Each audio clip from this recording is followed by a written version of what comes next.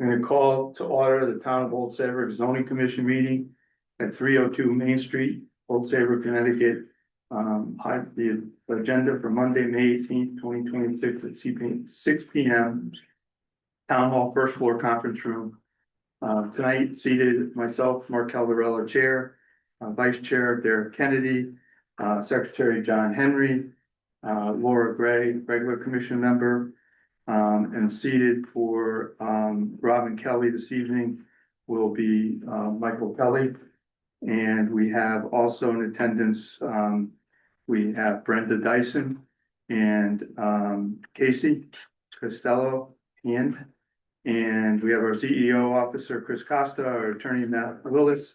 We have 5 in the audience and 2 online, looks like. Yes. And 2 online. For the record, I will mention that I haven't been here for the last 2 meetings, but I have listened to and watched the videos from those meetings, and feel free and up to date that I can participate in tonight's session. Pledge of allegiance, if everyone would stand, please. I pledge allegiance to the flag of the United States of America and to the republic for which it stands, one nation, under God, indivisible, with liberty and justice for all. Thank you, everyone. Also, we have our clerk, Janet, as well. Regular business minutes from the last meeting of Monday, May 4th. Is there a motion to approve? Was there a second? Second. Second by Laura. Any discussion, corrections, omissions? Not hearing any. Move to a vote. All those in favor signal by saying aye. Aye. Opposed, abstained, passes. Thank you. Do we have any correspondence other than what is in front of us this evening, Chris? No. No, okay. So we'll move on to continued public hearings. A, Max's Place, application for special exception permit to construct a 7,481 square foot building for retail, restaurant uses, parking and amenities. 12 and 22 Spencer Plain Road, Assessors Map 25, Lot 31 and Map 26, Lot 6-12, Gateway Business B4 District, pedestrian node. The applicant is Max's Place LLC. The agent is David Sykes. And our action is continue or close by May 18th, 2026, which is this evening, or no later than May 24th, 2026. Welcome. Who's speaking on behalf of the applicant?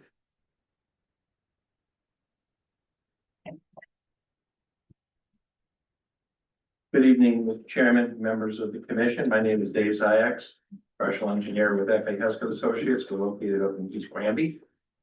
With me in the audience tonight is Ron Lyman and Max Lyman, representing the owners and the applicant. And back at the, I think it was the April 20th meeting, you folks, we did a complete presentation at that time of the proposal. And what we left the hearing open that night so that we could get some more staff comments into the record, mainly the town engineer and planning staff. And we did receive comments from Jacobson Associates back a couple of weeks ago. And I believe we addressed all those comments. You have an updated letter from last week from Jacobson indicating that their technical comments had been resolved. And we did submit for the record late last week a couple of revised sheets. It only involved a couple of sheets, and they were all minor technical adjustments.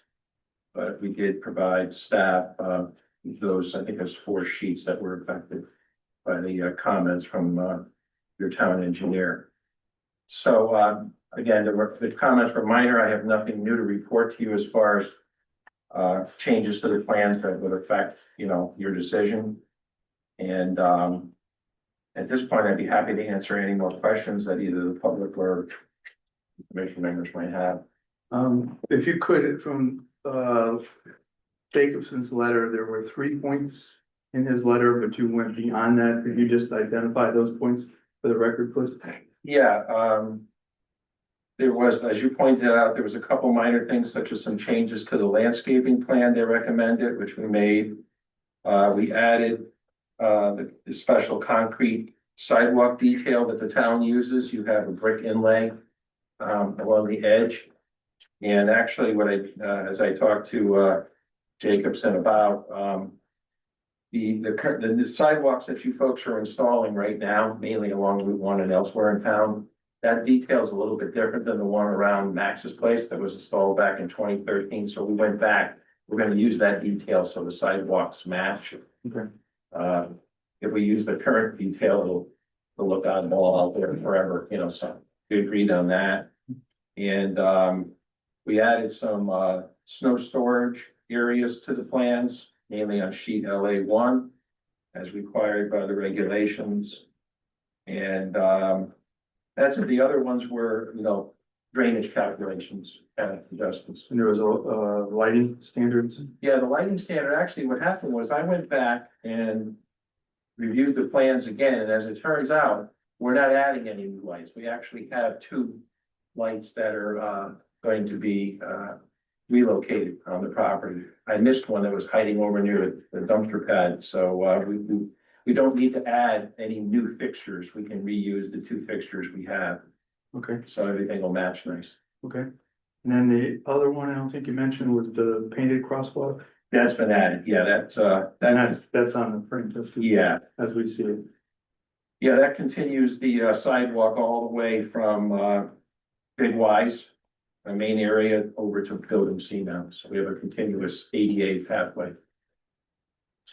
Commissioners, any questions?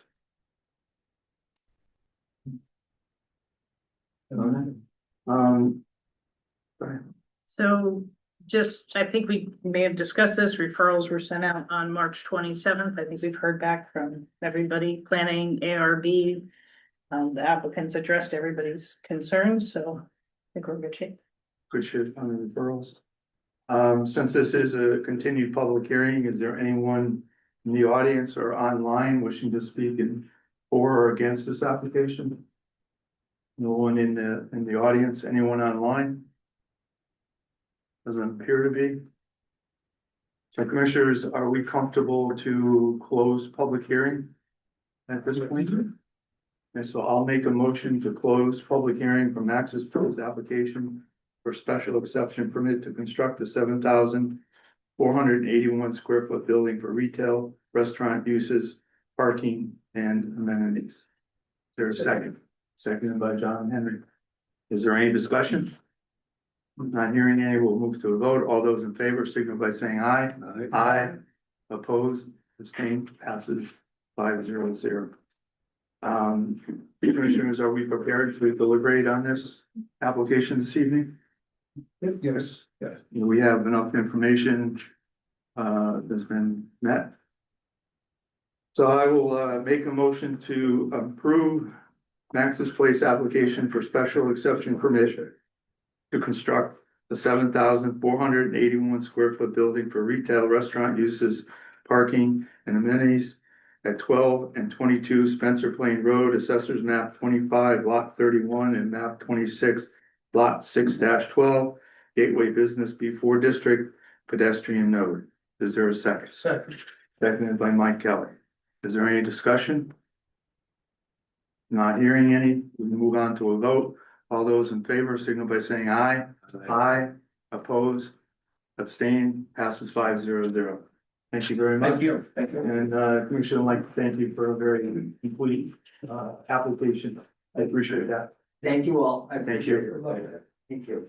Okay, moving on, the B. We have B and C, we have 2 of them. I'll call them together, but we'll take one individually.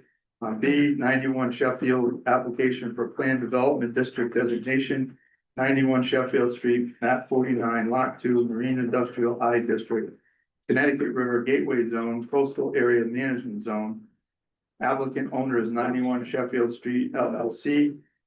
Agent is attorney Marjorie Shansky, and the action is to close public hearing no later than May 18th, 2026. We'll also be hearing on C 91 Sheffield, application for special exception permit at 91 Sheffield Street, map 49, lot 2, Marine Industrial I District, Connecticut River Gateway Zone, Coastal Area Management Zone, construction of 4 single-family residences with amenities. Applicant owner is 91 Sheffield Street LLC, agent is attorney Marjorie Shansky. Action is closed, public hearing no later than May 18th. Attorney Shansky, welcome. Good evening, Mr. Chairman, members of the commission, Attorney Marjorie Shansky for the developer 91 Sheffield LLC. I'm here this evening with all of the people left in the room. Like our civil engineer and Keith Nielsen, our marine engineer. And I don't think we have any guests online for tonight. Mr. Art, do you have anything to bring up to date about Mr. Jacobson's being satisfied in the walk that you took and all that? Yes, I guess I could just very quickly, just my God, for the record, actually at the last meeting, we had satisfied that Jacobson's review funds, I think it was two weeks ago. And since then, 3 things have happened. We submitted a turning movement analysis for fire apparatus that the chief had requested, so we submitted that to the chief and to Chris. We submitted the revised unit 3 architectural drawings to Chris. And then last Friday afternoon, Chris and Jeff Jacobson and I walked the alignment of the future town to be constructed with the town in the future walkway on the west side of the cul-de-sac at the, the turnaround of the access drive. And I think Chris can confirm, I think all 3 of us believe that there weren't really any obstacles to constructing it in the location that we show it on the plan. That makes sense, Chris? Yes, I agree. Those are the 3 things that have happened since the last meeting 2 weeks ago. So we believe that we have left no stone unturned in terms of complying with all of the observations and comments that have been made during this multi-year process.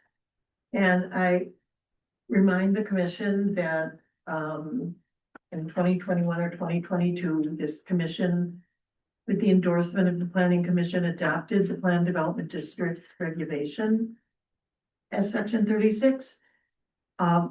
Which was earmarked to apply to marine industrial zones by the terms of the regulation. As I said, and I'm referring to my letter dated April 17th, in which I sort of recapped the multi-commission process through which the application has been.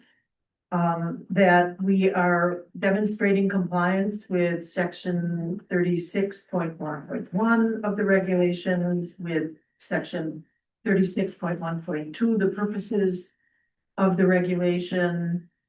We have the Inland Wetlands Commission having approved the development of the house that sits close to the upland review area of the single isolated freshwater wetland on the parcel. We have the successful comment and support from the old Saybrook Planning Commission with a finding of consistency with the plan of conservation and development, specifically focusing on the natural resources policies. We have the blessing of the Connecticut River Gateway Commission, who has signed off on the siting, the homes, and I've said it before, that we're extraordinarily complimentary to the engineer in the design of having left open all of the regulatory setbacks, the tidal setback, the conservation zone setback, and the gateway buffer. All of them are observed.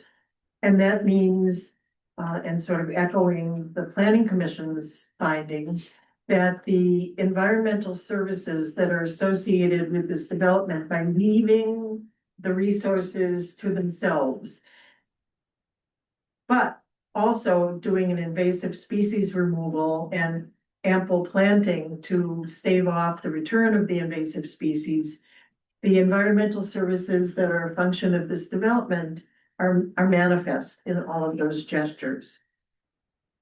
We sufficiently satisfied the Harbor Management Commission with the additional of the addition of the second public access component, which was part of what Mr. Ott was talking about. There's also the direct walkway down the driveway to adjacent to the proposed dock, which is under the control of DEEP. I marshal through the reporting that supports this application, including Keith Nielsen's site suitability analysis, which is both historic in its approach, but also talks about the impracticality, the infeasibility of water-dependent marine uses at the site due to the depth of water, which is, it doesn't have depth of water. In the harbor management plan, this section of the cove is referred to as safe harbor, where boats are taken during storm events to ride out the storm because it's not subject to the elements in the same dramatic way that on the deeper water is subject to. All of Mike Ott's design, the architectural details, the robust landscaping plan. We have the health district approvals, and we have the guide document from Eric Davison of Davison Environmental with the inventory of invasive species. So we have cataloged, as you remember, we did a complete tree survey as a basis for the design of the site. So this site has been studied. I've talked previously about the letter from DEEP and the issues that it raises, but also noting that you are the arbiters of coastal consistency. There was last week in this, in Old Saybrook, a session by DEEP on the Connecticut Coastal Act. I don't know if any of you had an opportunity to participate in that. Yeah. But I hope it helps distinguish to you the things that are indeed coastal resources and the things that are not within the ambit of coastal resource review.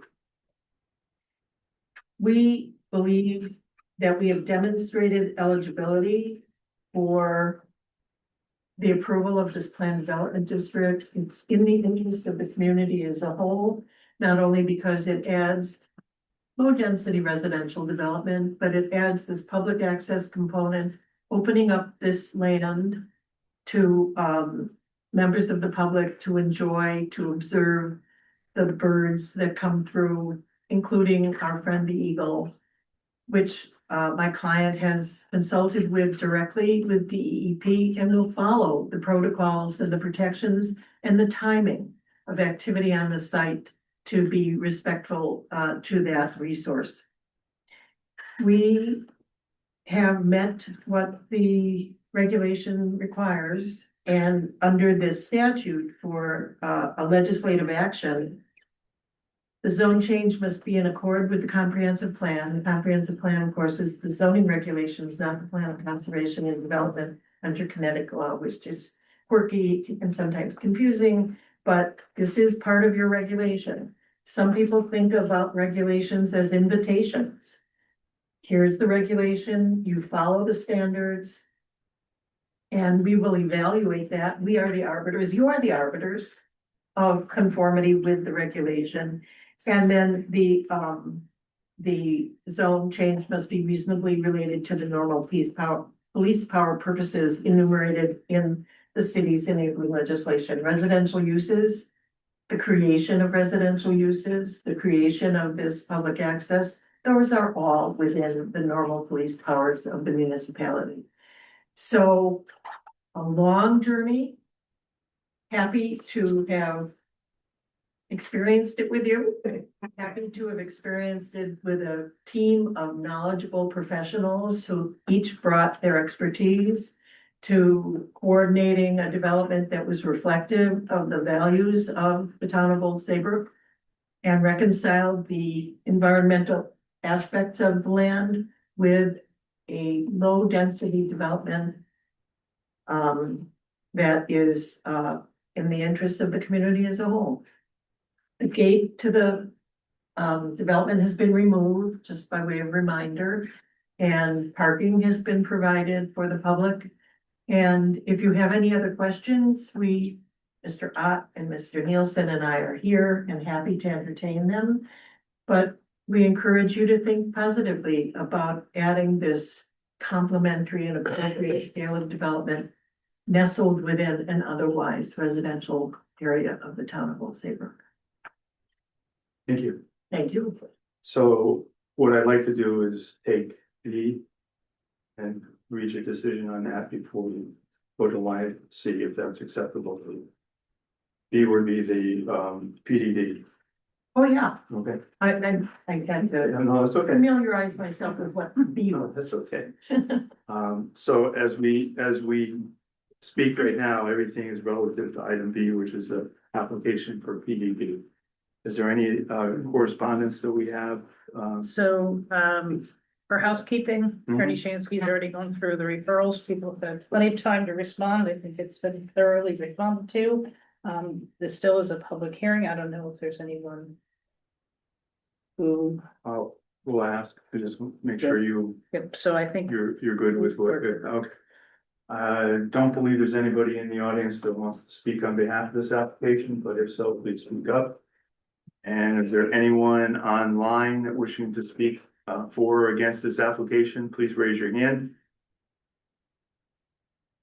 I don't see anybody, so at this point, we can move to close the public hearing for 91 Sheffield Street, application for planned development district designation at 91 Sheffield Street, map 49, lot 2, Marine Industrial I District, Connecticut River Gateway Zone, Coastal Area Management Zone. Is there a second? Second by Laura. All those in any discussion, questions? Move to a vote. All those in favor, please signal by saying aye. Aye. You look like you were having a question before we went to vote. Okay. Opposed or abstained? And one abstention. Okay, Laura abstains. So it passes 4-1-0. Do we have all the materials we need necessary to deliberate this evening, or is there a need for more materials? You're okay? Yes, you do. Did I just abstain myself from the discussion? You abstained from closing the public hearing. Oh, okay, okay, Did you wanna? okay. Okay. Are there any questions relative to the PDT for this project? I have one thing to say. I know that, this has been a long fallow property, and it is a beautiful piece of property. I walked to the back of the Riverside Cemetery. I did see the eagles, or at least one flying. I also saw a raccoon running into one of the open buildings, so she must have some babies in there. And a deer. So there is a lot of wildlife there, taking advantage of those open buildings. And then I also drove around to see it from, what is it, near the condos? Anyway, it's beautiful. It's a really nice piece of property. I did want to say that you could still have marine industrial at this location, but non-water dependent. So I know, because my husband's a retired boat builder and boat guy, no longer working, but there are a lot of people like him who, although he worked at Pilots Point Marina all the time, but he has a lot of associates that work out of their vans. And so this property would be suitable as a non-water dependent marine industrial use. And then it's interesting that how you want to make it water dependent for your PDD, plan, whatever, development district. I just have a couple questions for the commission. How was that fourth house approved to be within? Okay, No. if I may, just for clarification, we're at the point of closing public hearing. These questions Public addressed, hearing it hasn't been closed is yet. closed. It's closed. We didn't vote on the final, I don't We believe. did, and I Take a second. abstained. Okay, so it's closed, so we can have this conversation at this point? Amongst yourselves, Yep, okay. Right. Right, I mean, now would be deliberations, that's where we are. okay, but looking back, I couldn't find where the approval was for that fourth house that was in 300 feet of the Eagle's Nest. It's in the application materials. And the Okay. applicant did send revised plans since the last meeting that address the concerns about scaling and architecture, so everything is included. Okay, but it is within 300 feet. It may be, I don't know. I think it is because I used a protractor around the tree. 600 feet included the third house. So anyway, I know that the Eagle's Nest is beyond jurisdiction zoning.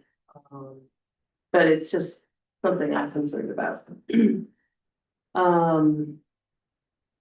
And then my other question was. I know that the owner or the property owners or the developer all will need to work within deep with respect to that Eagle's Nest. How will that be managed? Will deep do like welfare checks on the eagle? They already are, so Mhm. once they found out there was a nest, they contacted the property owner, they've contacted me. Mhm. And they need to stay within the state and federal laws. Okay. And then the future property owners as well. It doesn't matter who owns the property, it's still within their jurisdiction and they need to follow state, federal laws on those. Okay. Okay. I think that's all I had. Those were my questions and discussion points. Yeah, I just have a question on, so when we're looking at the inland water source or water resource that's behind that the path goes around. In the revised drawing, there's a blue line that goes around that, not the actual blue line of the water resource, but the blue line that goes around that. What is that blue line indicating? That's Doesn't. kind of Do you have it? little too. That's. It's the inland wetland upland review area. Yeah. Okay, so it's 100 feet. Is it He found it. acceptable that house 4 is, half of it is within that? Is that They okay? received a wetlands permit. Okay, I just wanted to clarify that. All right, thank you.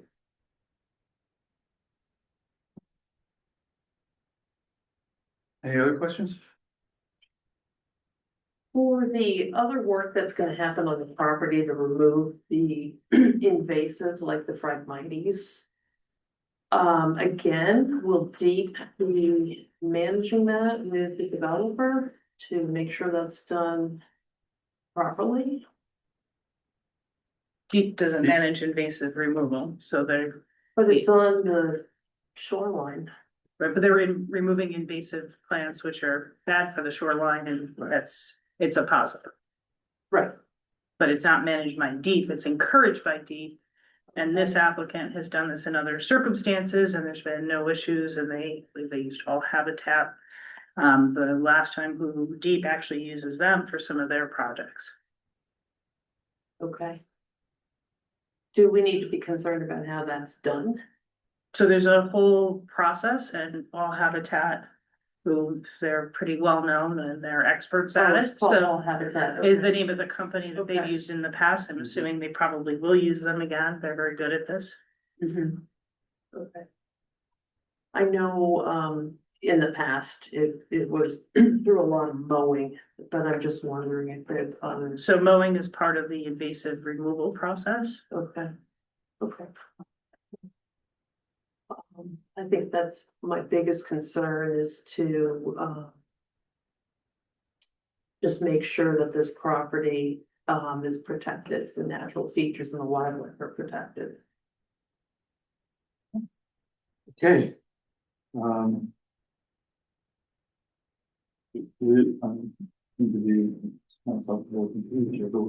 were just in. You're in deliberations. Sorry, supposed to go with. Whenever you want. Yeah. I don't know if you. So the one thing I do want to just bring up is I put together some possible conditions that I did share with Attorney Shansky. So the coastal access documents still need to be reviewed. Chris, isn't that for the special exception? Yeah. Oh, I'm sorry, we're on PDD. We're now. on PDD. Okay, so I just want to make sure I'm not getting Thanks. confused. So at this point, if we're prepared to move on to a vote to approve 91 Sheffield application for plan development district designation. All those in favor, signify by saying aye. Aye.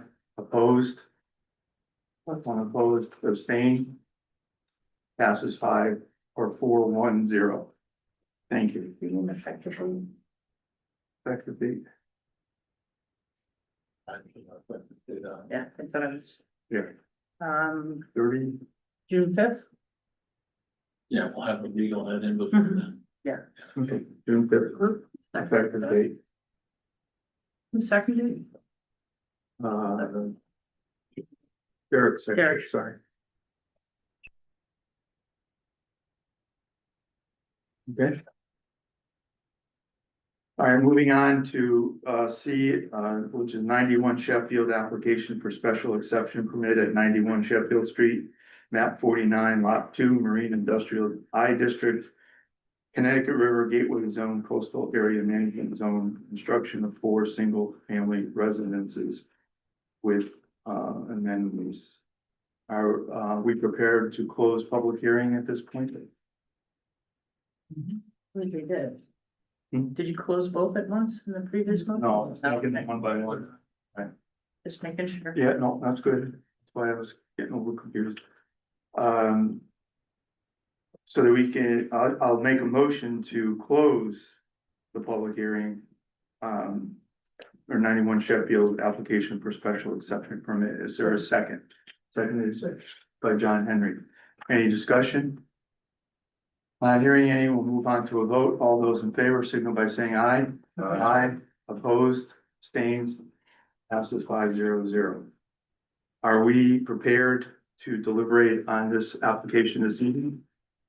I am. Yes. Yes. Yes. Derek? Yes. Yes. Yes. So, you wanna take that at this point now, the special exception condition? Sure, so I put together last week some potential, was more outstanding items and things that could be conditions. Which I distributed to you. I also did share it with Attorney Shansky, who brought up a point.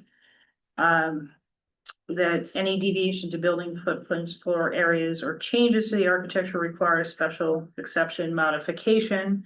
In a return visit to this commission. However, one of the structures is less than 3,500 square feet, which does not trip the special exception. So the request was just to add that language. So if there is a modification, it can just be done administratively. So you're modifying item number 5. Item number 5, item number 2 no longer applies.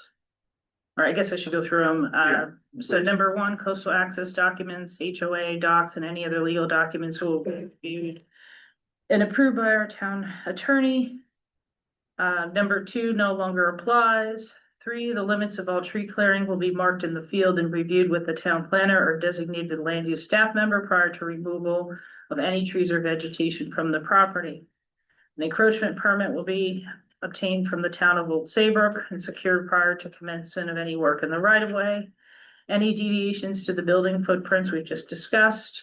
The driveway is not proposed or approved to be gated. I believe they addressed it. but you can leave it whatever you'd like to do. The commission acknowledges they have no jurisdiction over the active eagle's nest on the property, but recommends the applicant consult with D prior to any disturbance on the property to make sure their construction timeline is consistent with federal and state law. So based on the fact that they removed the gate from the roads, we need number 66. You know, I know there was a lot of discussion on it, so I kind of put these key points in and then it's for you to. I will take that point up that John raised on number 6. Is there a feeling that it should remain or can it be removed from condition? it seems like that is drawing, I took it up and drawing, it should be fine if it's not proposed. So it's been removed from the drawings Mhm. currently, so there's not a necessity to make that a condition. Right, because if somebody else came in and put it in, right, they would have to come to us for an exception to. Well, they're not, yeah. We don't They're not allow. allowed. Not, right, but nobody else could do it. Right. Even though we took it out. Right. That's fine. That's fine. I'm sure that's it. Any commissioners have questions? Comments?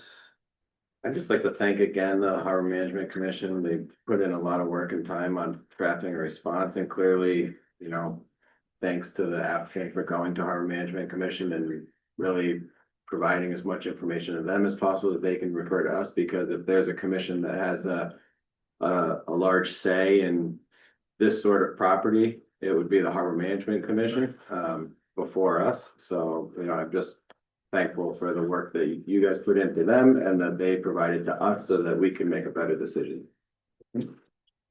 I must say that the Harbor Management Commission was not happy when, I wasn't on the commission then, but when zoning approved the housing development. Because there isn't a lot of marine industrial property in Old Saybrook.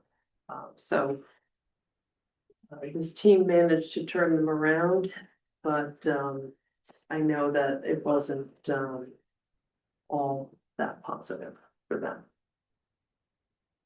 Thank you. Anything from you? As long as we're all talking about how we feel. I went down to, as Laura did, and put it in the back of the cemetery as well, and it's a beautiful property, and I feel pretty comfortable that it's gonna be beautiful when it's done too, so. Been a long time, but that's. I'm happy to see something done. So, Chris, have we covered all the Yes. cases? Thoroughly. Not Very thoroughly. yes, I know thoroughly. So therefore, I'll make a motion to approve 91 Sheffield. Application for special exception permit at 91 Sheffield Street, map 49, lot 2, Marine Industrial I District, Connecticut River Gateway Zone. Coastal Area Management Zone and of construction of 4 single-family residences with amenities. Is there a second? Second by Derek. Is there any further discussion? Let me step back a second with the conditions as read by Chris. The motion will include the conditions as read by Chris Costa, eliminating number 2 and number 6, and with the addition of the comments for number 5. Is that correct? Correct. Okay.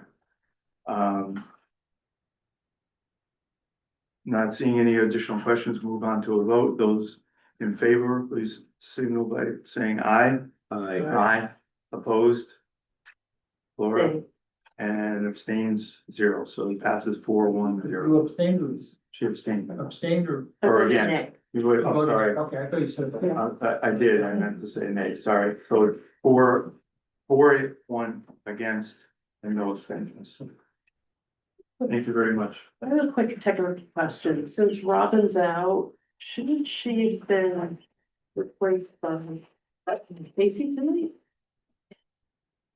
It's the prerogative of the Okay. chair to do that, and questioning the individuals this evening. Okay. Both Casey and Mike were seated, what, about a month ago About there, and then like. prior to mine, and I made the determination that it was Mike's turn. Yes, that's fine. Thank you to the applicant. I know it's been a long road for the visualization.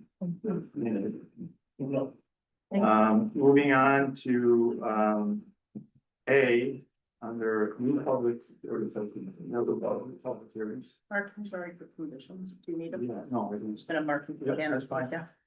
A, which is Hanford Commons Residences, an application to modify site plan approval for affordable housing, CGF 8-30D pursuant to CGS 8-30GH, and modify condition number 2 to remove additional charges for parking and amenities, and condition number 4 relating to lighting being full cutoff, uplighting, and dark sky compliance for an application concerning 8 existing residential units, 9,313 square foot construction at 99 Lynn Street.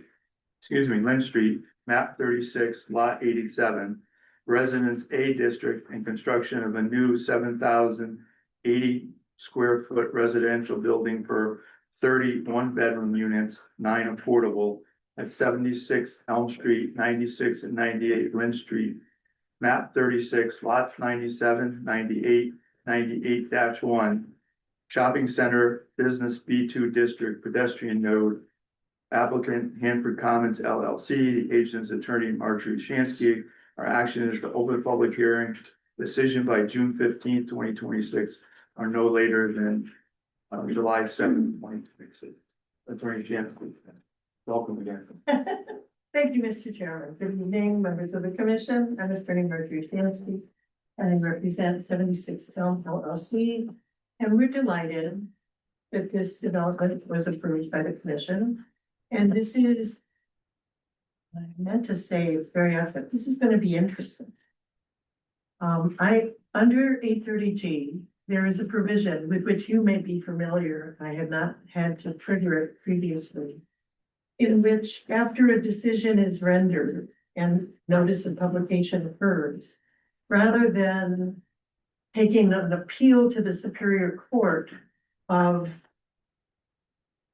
a decision, an adverse decision, or the conditions of approval that one feels one wants to challenge, you can come back to the commission under a modification, which is in the broader context, a manner of trying to deal with affordable housing and do it more efficiently than now let's take a year and litigate these conditions. Let's have a conversation about these conditions or whatever else it is about the approval that wants to be vetted. So we had an approval on April 7th, subject to 6 conditions. And in my letter to the commission dated April 21st, I have raised the concern about 2 of those conditions. The first condition for which your renewed consideration is sought was number 2 in the approval. The affordability documents will be amended to clarify that there are no additional charges for parking or other amenities in addition to the maximum rent allowed for the affordable units. And that's the end of the condition. And in my letter to you, I raise a couple of issues. The first of which is that the inclusion of that specific condition was a complete surprise, as there had been no conversation whatsoever during the public hearing about whether parking had an additional fee associated with it or not. So for it to pop up in the condition of approval was surprising. Secondly, there's nothing in 830G that talks about parking. The word parking does not appear in 830G. And in all of the guidance that is provided by the Department of Housing about the calculation of affordable rent, and in the big calculation, the methodology that's provided to assist developers and applicants and buyers in calculating potential rents, there's nothing about parking in that guidance either. So hunting over to Connecticut General Statutes 8-3G, the site plan may be modified or denied only if it fails to comply with requirements already set forth in the regulations. So for this condition to come up like topsy was, again, surprising and made me want to look further. Now, we reached out to Tim Hollister and Andrew Gomes at Hinckley Allen because this felt like a case of sort of first impression. I'm not aware of any of the 830G. Are you, Counselor, aware of any 830G No, cases? not dealing with this issue. Yeah, so this, that's notable. And Hinkley Allen has provided an opinion letter or a letter to the commission. Let me give, and I apologize, I don't necessarily have, oops, I beg your pardon, thank you, enough copies, although I will relinquish mine because I can reprint it after I get back to my office. And essentially they're corroborating what my position was, because, sometimes you come to a conclusion about something and you say, well, let me ask somebody else and get some guidance on this, and they completely agree with it. So they add something that is pertinent, I think, because as I arrived here this evening, Ms. Costa presented to me a little sheet of documentation, one of which was from council advising that because the first matter had a public hearing, this would be a public hearing. I see there's also among the materials that she provided an email exchange that she had with Michael Santoro, who is with the state of Connecticut at the Department of Housing, a person to whom I've resorted many times to clarify how these affordable housing calculations occur. And he mentioned something in that email exchange, which Attorney Gomes also mentions in her letter. She emphasizes the availability of parking close to the subject property and distinguishes that what the on-site parking becomes is preferred parking. So there are alternatives to parking. There is certainly the situation that in the pedestrian node where we find ourselves, it's not even a foregone conclusion that everybody will have a car or face this dilemma.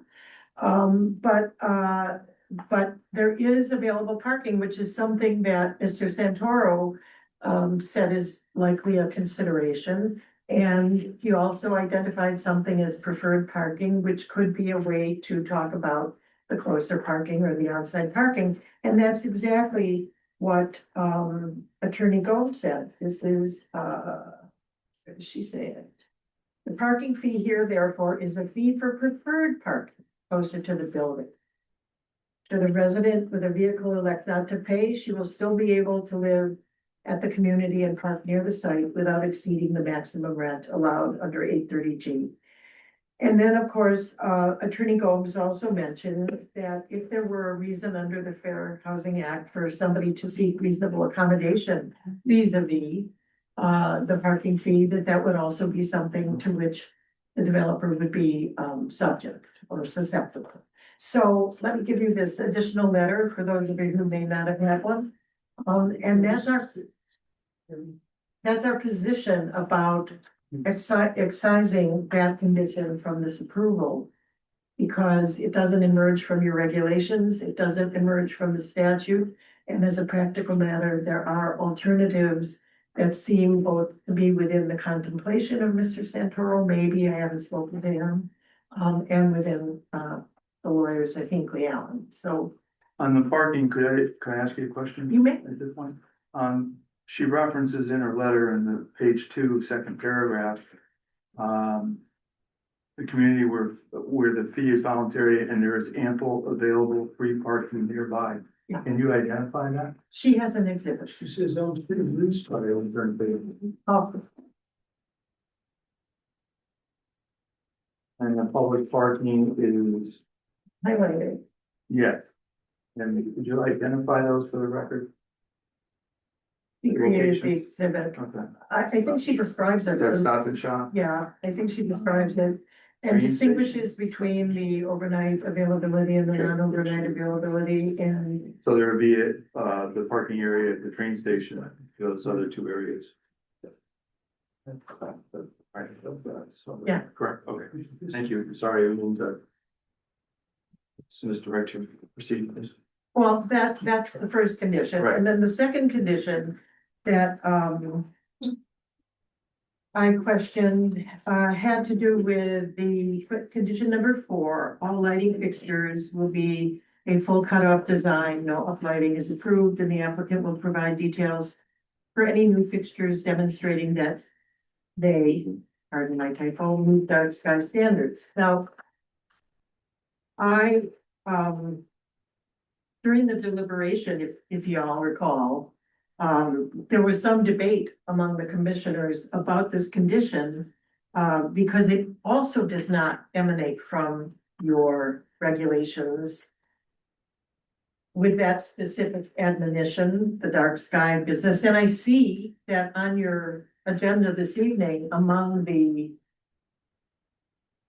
rich number of provisions that are being looked at by you this evening is, section 68.1.5, lighting and dark sky standards. So to the extent that there was concern raised because it's not in the regulations, you seem to be on your way to correcting that or changing that and ratifying or legitimizing where that condition comes from. But at the time of the application, it wasn't there. And the town planner said, well, it's past practice. But past practice doesn't have weight under the law. From the same section of 8-3, the site plan may be modified or denied, or modified is really what we're talking here, only if it fails to comply with requirements already set forth in the zoning. So we're here to have you to request respectfully that you modify that condition or eliminate that condition.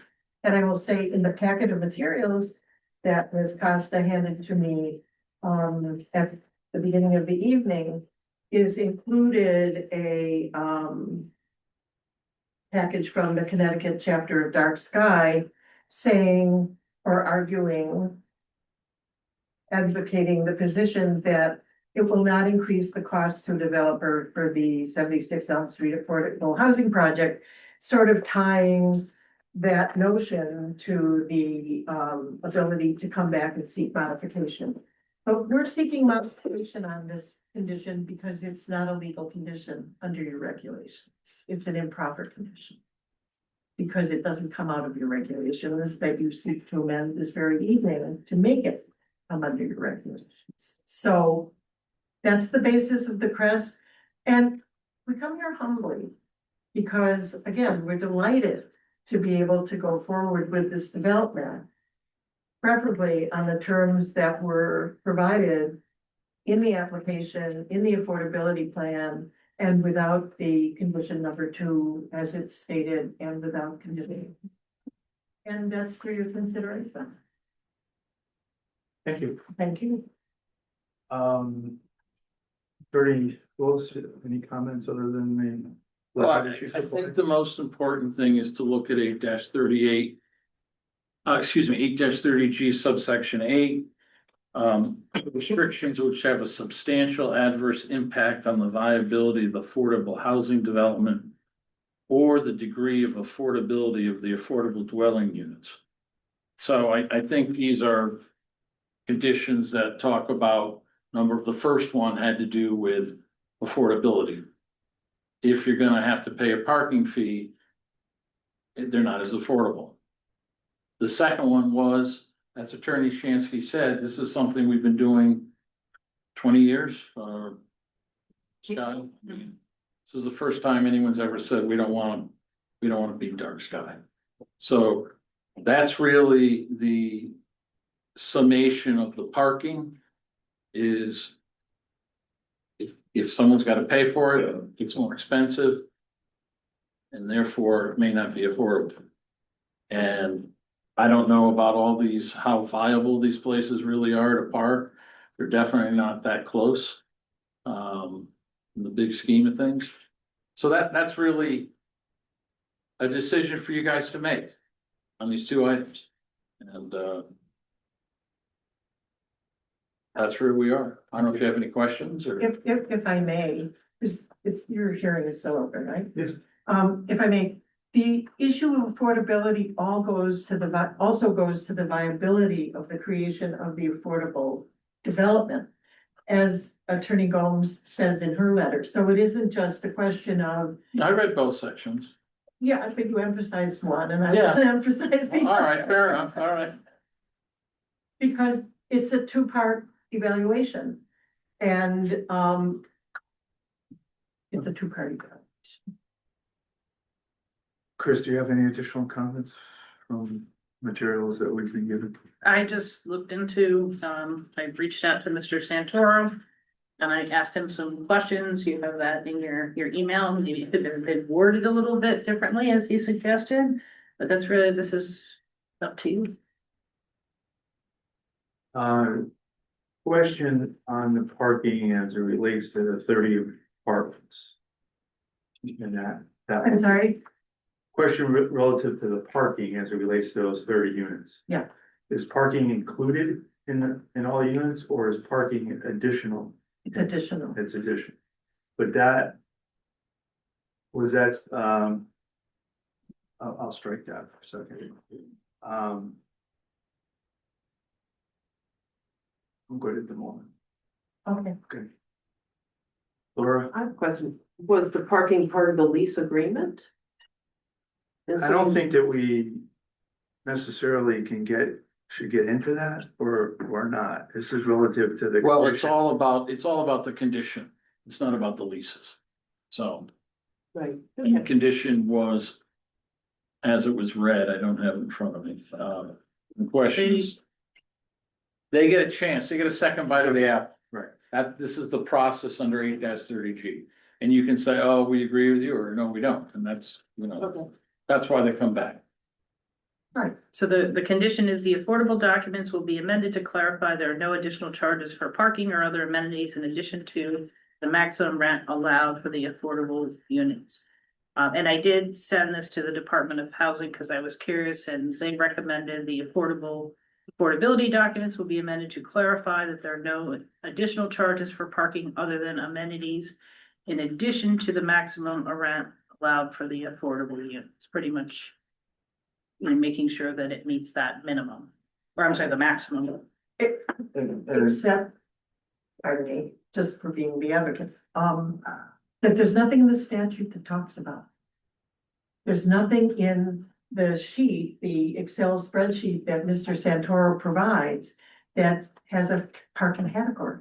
So when one calculates the 80% and the 60% affordable rents, it's just not been included.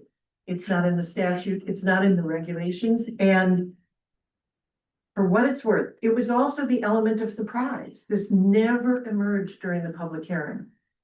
As a concern by the commission, the affordability plan was provided. It follows the prescription of the statute for what's included in an affordability plan. So that's why my prefatory remarks included that this is going to be interesting. This is interesting. This is not ground that has been pounced upon previously. But there's also, I mean, it is not insignificant from my perspective that the statute is silent. And it's not insignificant that it landed sort of without any warning and without an ability to have had this conversation at the time. And as Attorney Gomes suggests in her letter, this is not a part of the public health and safety that would have been a path to denial. It's just a fact. It's just a difference in our effort to put before the commission a regulatory and statute conforming development proposal. And then having this condition emerge from, which does go to the feasibility of the project for what it's worth. So it trounces on both of the prongs of the statute that council guaranteed and included in his note.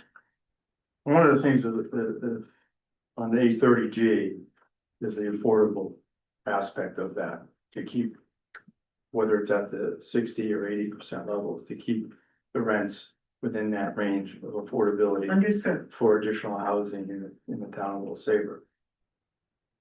The commission is has looked at this through the eyes of keeping it affordable for those selected units. The concern that as chairman that I would have, okay, I can't speak for the rest of the commission, is that that might push it outside the realms of affordability under the statute. What's interesting, well, aside from the calculation and the state AMI versus the local AMI and using the lower of the two and, you know, if it were included in the calculus for establishing the rent and someone didn't have a car, aren't they being penalized for the rent having an increment? They would if it was under those conditions. That doesn't necessarily mean that we see those as that condition. I understand, but that may be part of the underlying reason for it not So appearing, for because not example- everybody has a car. If I'm an applicant for an 830G Yeah. unit, okay, I go in and I look at the rent. This is what my rent's gonna be. I say, okay, I can afford that. Right? If parking gets added to that or storage gets added to that, that may push me as an affordable customer beyond my means. And therefore, we're not able to offer, or that property is not able to offer an affordable element in the town of Little Saybrook. Or you evaluate whether there's free parking at a Well, there's location free that you can parking. manage. I'm classified as handicapped. I wear 2 braces. I couldn't walk from. Well, but that from would be a fair housing act. That would be a fair housing. ADA. ADA, 88. so. Well, fair housing act amendments, yeah. Mike, In the statute, I know that it doesn't explicitly talk about parking, but it talks about fees and common charges as well, right? And wouldn't parking be a fee? Oh, if you I'm had just a throwing this car, out here for discussion. if you had a car, Correct. So shouldn't that go into the calculation? Now, is a car, is that an optional or mandatory? Is car optional in Old Saybrook? It's maybe not. I don't know, you have something called No, but pedestrian that's note. what we have to look at. If somebody has to have a car to get to work wherever they're going to do, that fee, in my mind, is a fee on top of the rent. If you're wrong, it should go into the calculation.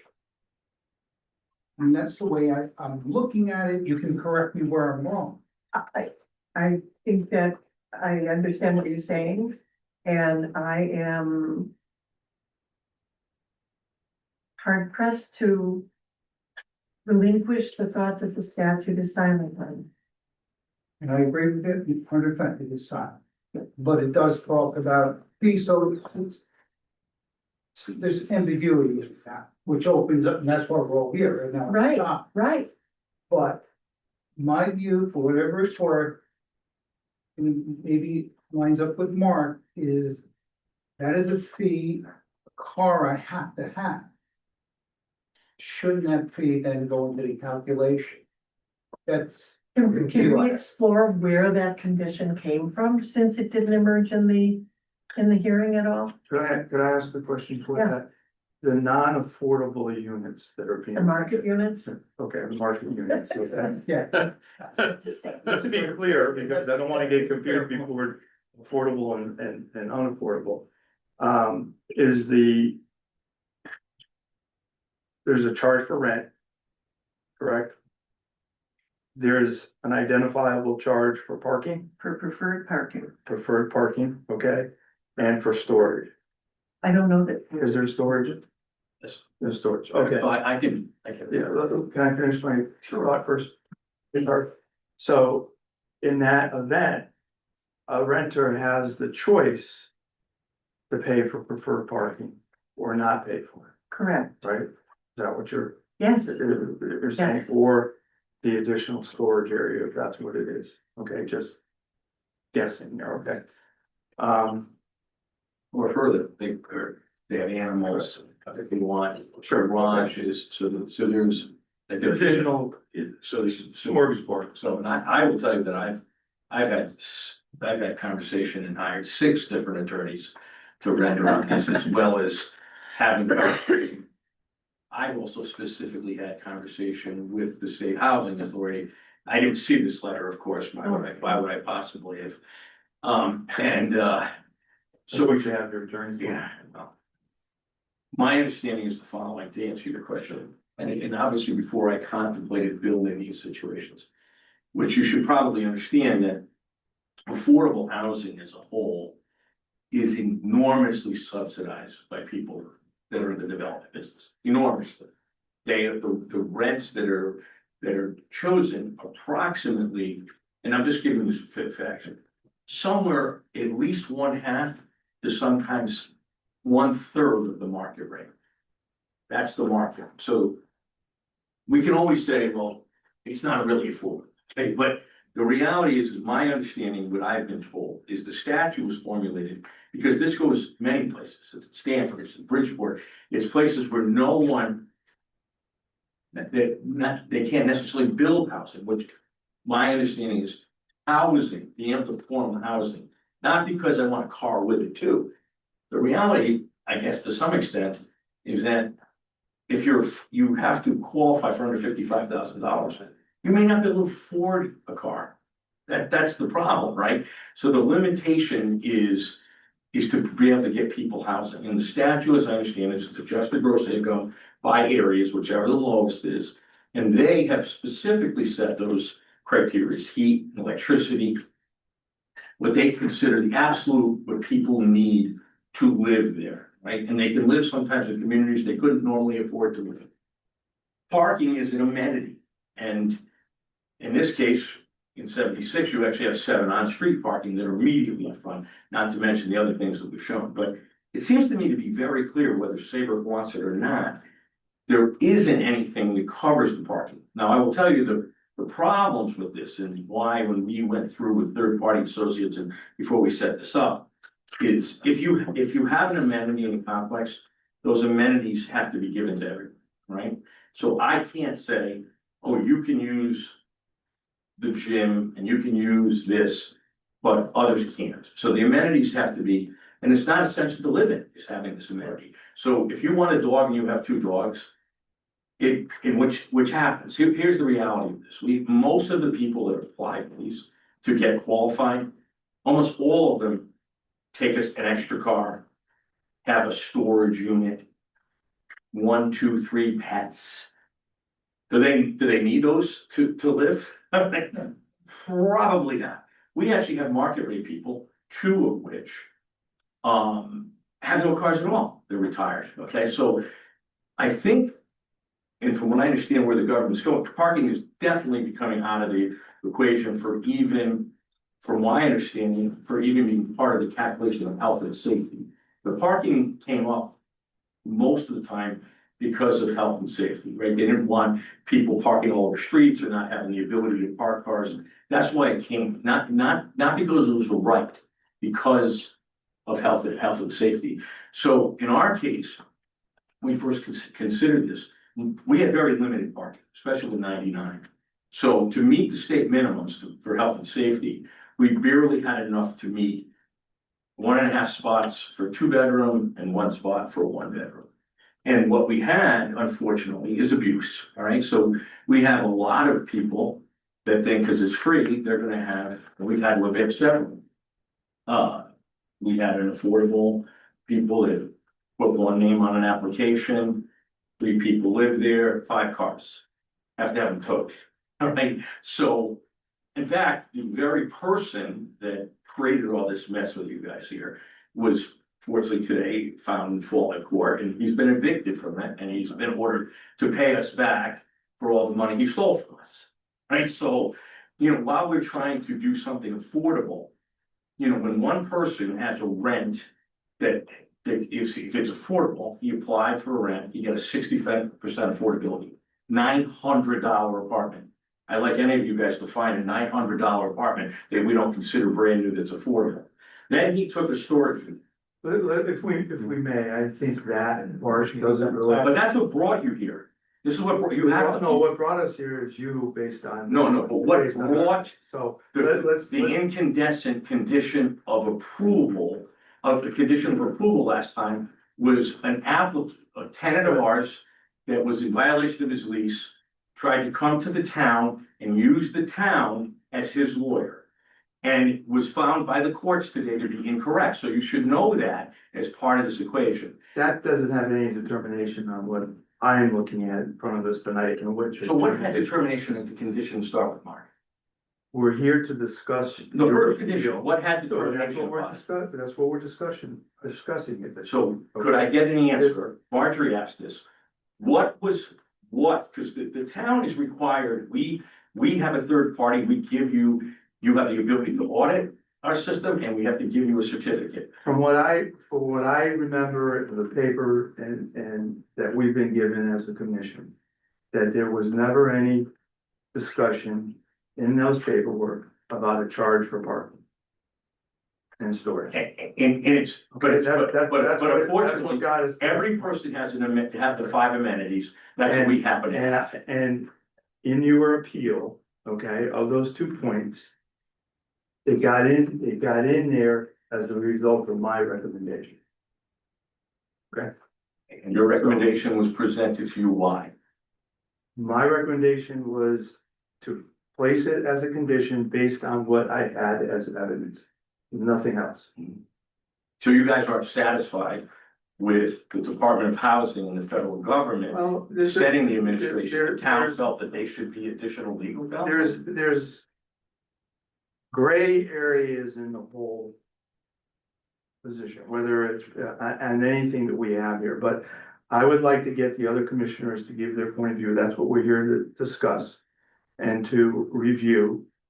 And I think in one of your statements, if it was yours or somewhere that I read, is to either uphold, amend, or disapprove are the 3 options that you've asked us to look at.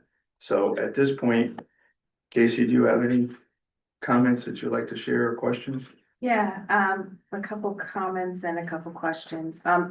First, in terms of the condition being included, I mean, I don't want to speak for anyone else, but I read down the suggested conditions of approval when they were provided to us, and that seemed a pretty obvious condition to me, that would be appropriate in terms of maintaining the affordability of the units, in order to be consistent with the intent of the regulation. Mr. Chair, and I beg your pardon, I don't mean to interrupt, but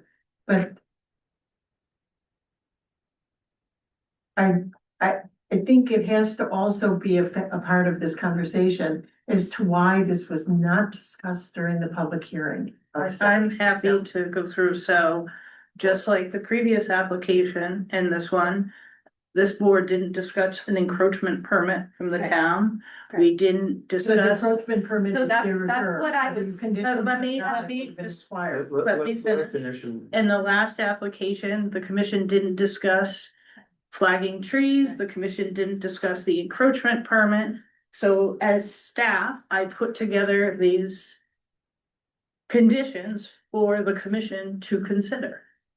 And that's typical of most town planners or attorneys that for Planners do commission. this all the time, I don't really. So it didn't come up in the first 3 buildings, but it came up in the first building. I'm supposed to believe, and this group is supposed to believe, that just the last building, it came up. So you have a building that has 8 units, you have a building that's 15, and you have 19. This last part. This never came as a condition, but all of a sudden, on the last building, that also has 7 on-street parking, it became a condition. I'm not buying it, not buying it. Plus the code, you legally parking, whether you feel it should be part of it or not of it. Didn't say I anything also about my don't feel that feelings. people should have 5 cars when they're only entitled to 1 spot. There's a lot of things they're not entitled to. There's certainly the affordability, people are not allowed to abuse the system, but that's our problem, right? That's us to do this. But economically, in order for people like us to be able to afford to provide $900, $1,100 brand new apartments, we have to make sure that we can provide what the regulations indicate. And at the code, it's set. We don't set the rates. The AGI is set by the state and the local people, and the formula is. So whether we think it's implied or what have you, it's not. In most areas, it's not even a consideration. And as I said to you, the realities of this is I have 3 market rate people that take note to pay us less what the parking costs are because they don't have cars. 3 of them. I also have two people that have 3 cars, a garage and 2 outside, including one who challenged this, had 2 cars. So it's an improper condition. If it wasn't, if you guys don't think it's not a proper condition, then I guess we'll have the courts decide again. But the town of Old Saybrook is not the housing authority, the state. You could question it, but you guys, you're not that. You don't make the rules and regulations. Conditioning something was over and above your purview, and I think it was wrong. Can I I continue think- my comments now? Sure, go ahead, Casey, thank you. So, in addition, my understanding is that affordability plans are supposed to include in them any additional fees, as part of what's presented to us.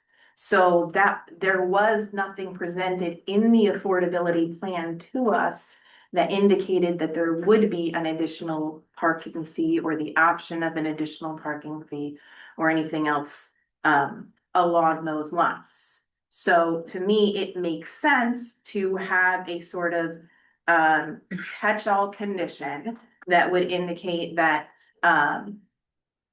there wouldn't be any additional charges sort of added in or after the fact that we weren't aware of as part of the affordability plan. Also, the plan, the actual site plan that was presented to us, presented a certain amount of parking that was associated with the development and was part of the development. There was no discussion presented to us about it being optional parking or there being fees associated with the parking. I own a condo building, or I own a condo unit in a building. There is parking associated with that building. Nobody else can use it. So I think if there is the intention for additional fees or for it to be otherwise represented or otherwise utilized, that needs to be represented to us, and it wasn't. We approved it a certain way. I was a town planner for several years. I provided conditions, very explicit, recommended conditions of approval to my zoning commissions at every single meeting. So did my predecessors. It's a common practice, and like I said, when I saw these, I read down them, and I think everybody does. If somebody has a question about a suggested condition, it gets raised. If it's like, oh, that makes sense, then you just go on to the next and you don't bring it up. And at least for me, that was my experience with this condition. So, to me, the last thing I'll note is, as a safety issue, I do think parking is a safety issue here. I don't think people can safely park. We discussed this as part of this application, that it's not really safe it's challenging for people to cross Elm Street from Stop and Shop, not to mention that that's not public parking anyhow. So I don't think that there is sufficient available public parking in Old Saybrook. I agree, in some cities, that might be a different situation, but I think people need to be able to have a safe place to park a car and to walk to and from it. So for all of those reasons. So the 7 spots on the street are not. I don't think that's a sufficient amount for 30 units. Well, there's only 10 affordable. So the people who are in the. And the So wait, 220 cars at So the at people that are town lot in is the not affordable, in the market rate units have a different option than the people in the affordable units, because I don't think that is legal under the everybody- statute. The parking is an amenity. There are levels of parking. So. You can park on the street. You can park in assigned spots in certain places for a fee. You can park in a garage. They're just like whether you want a dog or a cat. If you want to use facilities, additional facilities in the building that are not available and they're not essential for living, you're entitled to your opinion. But this is an 830G application. There are strict regulations. Parking is not part of the statute. And your goals as a town is to just judge whether you can have this or not based on, one of it is you really can't deny it unless you feel it's a public safety problem. So the fact that you think, well, it should be better because they shouldn't pay for parking, make it more affordable, not, that's not tangible. What's tangible is what the record and the law says. Now, certainly, if this wasn't an 830G, I think your discretion will be further. But this is an 830G, thus the reason they have 830G. So I would also point to the affordability plan that was provided to us. Section 11 indicates that all lessees of affordable units shall have the same rights and privileges as lessees of market rate units within the development, including access to and use of recreational and community amenities, if any. Fees charged, if any, to lessees of affordable units shall not be set so as to cause such lessees to pay more than the maximum monthly payment as determined in the preceding sample calculations. Right. So to me, the recommended condition is consistent with that section. And that's all I wanted to say. The only other thing I wanted to say was, oh, I did have a question. So without getting into the specifics, because I don't think the specifics are what were in the condition, but is the intention with these different, with the parking or with storage or what have you, that residents of the affordable units have the option to pay into different levels. And then the residents of the market rate units have those same options. That is correct. So parking, based on 3 levels, is an amenity to everyone, both market rate and affordable.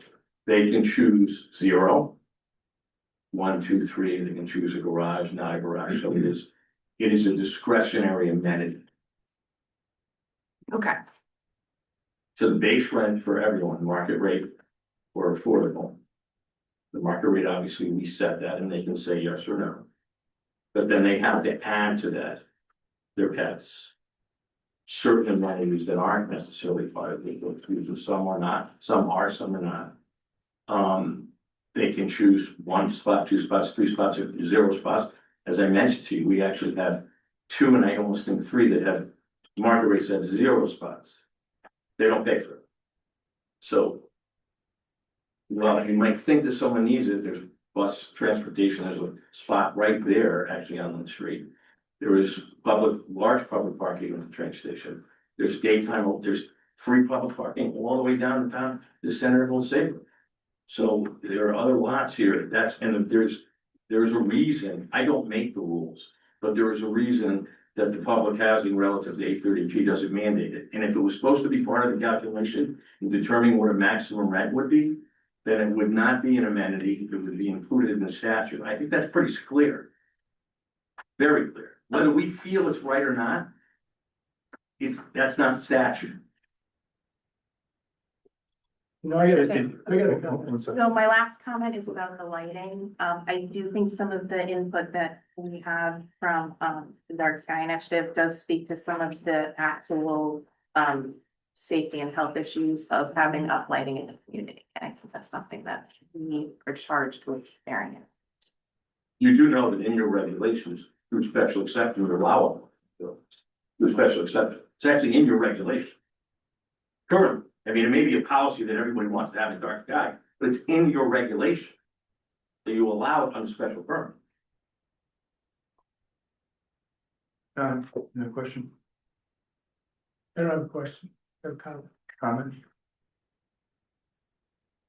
I understand that. Where you sound like you feel like we're targeting you. So we have had other, because of the other 2 units that we didn't, we have had. At least 4 or 5 830G applications in the last 2 years. We didn't talk about parking. That I recall any of it. Now it's coming up. And it's also coming up about storage and these other things. Wasn't even, nobody discussed it. I don't know if the other applications are charging or not. I don't know. We never talked about it, as far as I recall. It's not in the statute. 830G. This is how I feel about it. It takes away our right to enforce zoning regulations. It takes away the requirements that we have set for our town. I think if the state wants, the state should define this. I think it's, I'm just telling you how I feel about it. There's good points here, but I don't think we should be setting the standard here. They should put it in or take it out, or at least define it. And instead of us arguing about it here for a statute that we didn't write. And I don't even know what affordable is. They made some definitions, well, they should include these things. So I think they're right. My opinion. Derek? Just a couple questions for clarification, so I can have a better grasp on this. First, for the Gomes letter, the second paragraph that starts second. She specifically says, assessing an additional fee for parking at this particular site does not adversely impact the affordability of the community where the fee is voluntary and there's ample available free parking nearby. Is there a basis for that statement, or is that just her opinion? I'm just wondering because she's very adamant in that point. So where is she coming from to make that point? Do we know? The point about the availability parking, or the point of the first clause I gave you away my letter. No, I think it, Thank you. I'll give it back. No, Oh, my dear. Jesus. Hey, continue. so yeah, like the whole point is assessing an additional fee for parking at this particular site does not adversely impact affordability of the community where the fee is voluntary and there's ample available free parking. It sounds like almost a definition, but I'm just wondering, is that just an interpretation based on the situation as it stands? Or is she coming from a place to be able to say that, meaning like a document or a definition somewhere? That's interpretation. I'm an imperfect interpreter of her writing, Okay. but I will say that the reason I reached out to Attorney Hollister and Attorney Gomes is because of their deep experience with the statute, with affordable housing and their involvement in policy surrounding the availability of affordable housing. So They they're traditionally represent developers. That's what they do, under 8-30G. and have written meaningfully, but Oh, no, I'm just letting my Yeah, clients no, but it's know. also a they study do. approach to the statute Okay. from my perspective. Secondly, I know not everybody's staring at it like I am right now. I have it in front of me. I'll just read it. And then everyone can understand where my question is coming from. So I'm looking at 830G right now. It's subsection 2. Well, it's actually B2B. So this is under the commissioner shall, and it's saying the commissioner shall, within available appropriations, adopt regulations pursuant to chapter 54 regarding the affordability plan. Such regulations may include, my point, B, a clarification of the costs that are to be included when calculating maximum allowed rents and sale prices. Would that include other fees or costs that should be interpreted towards the affordability of a unit? That particular section, because it talks about the clarification of costs that are to be included when calculating maximum allowed rents. One would have to cross-reference to the regulations adopted by the commissioner. Right, and that's what I was wondering. So me having not done that, I was just pointing that out as a possible source of potential information for this. Yes, but parking is not listed there either. Okay, From my. within the regulations that have been adopted by the Commissioner of Housing. Yeah. Great, thank you. And then the other question the other question I had was more to our rules, I'll just read what I wrote. Doesn't the requirement of parking spots in the creation of a development mean available parking for tenants is a right? That's a question.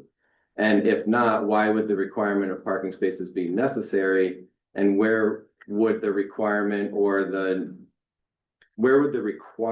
to have, why would there be a requirement for parking spaces in a development if it weren't as a right to the tenants who will live there versus being an optional amenity? So. Do you have a week? Because that is a magnificently complicated question. The parking requirements and council can disagree with you. At this juncture, 2026 are sort of an anachronism. Many towns are eliminating parking minima from their regulations because of the imperviousness, because of water quality concerns, because of alternative modes of transportation, because of emissions of greenhouse gases. It's really a multi-pronged and fascinating conversation as to that. But it doesn't entail whether, we have X number of parking spaces per dwelling unit, but it doesn't say anything about whether they're free or not. Why would we require them as in our parking, in our regulations? Because I think there probably was an inherent implicit sort of correlation between them. But the posture on that has like gone 180 degrees away from it, so I think it is both a bit of an anachronism and to some, a need. Who wanna, especially the people who wanna be, we wanna park in front every time, doesn't matter where we're going.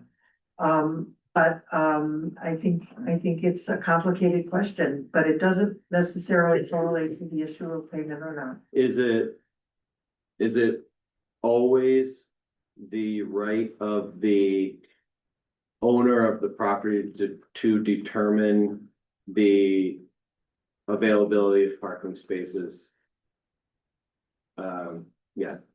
Question mark. I'm sorry, could you say that again? I sort of, I think you were, if I may, correct me if I'm wrong, is it up to the owner of the property to determine the number of parking spaces And availability of them. and availability of it?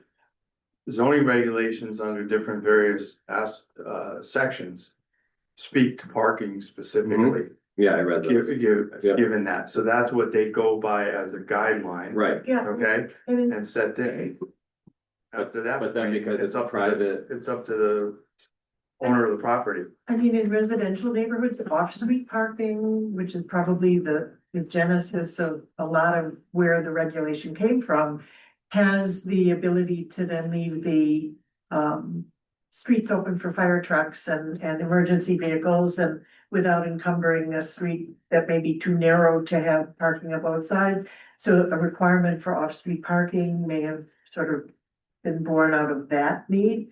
But our whole perspective on parking has shifted. Again, not germane necessarily to who's paying for And what's the definition of ample? it. The mind of the people. Well, right, No, it's so I mean, regular. if there was one parking spot off street that this development was building.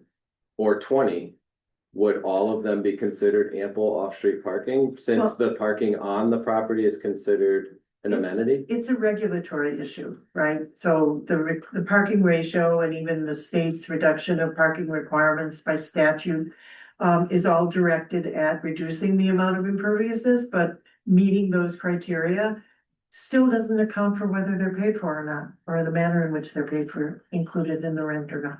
Like, so then that just goes back to my, sort of question to the ether of what does ample mean? Because if Attorney Gomes or Attorney Gomes is saying that there is ample available free parking,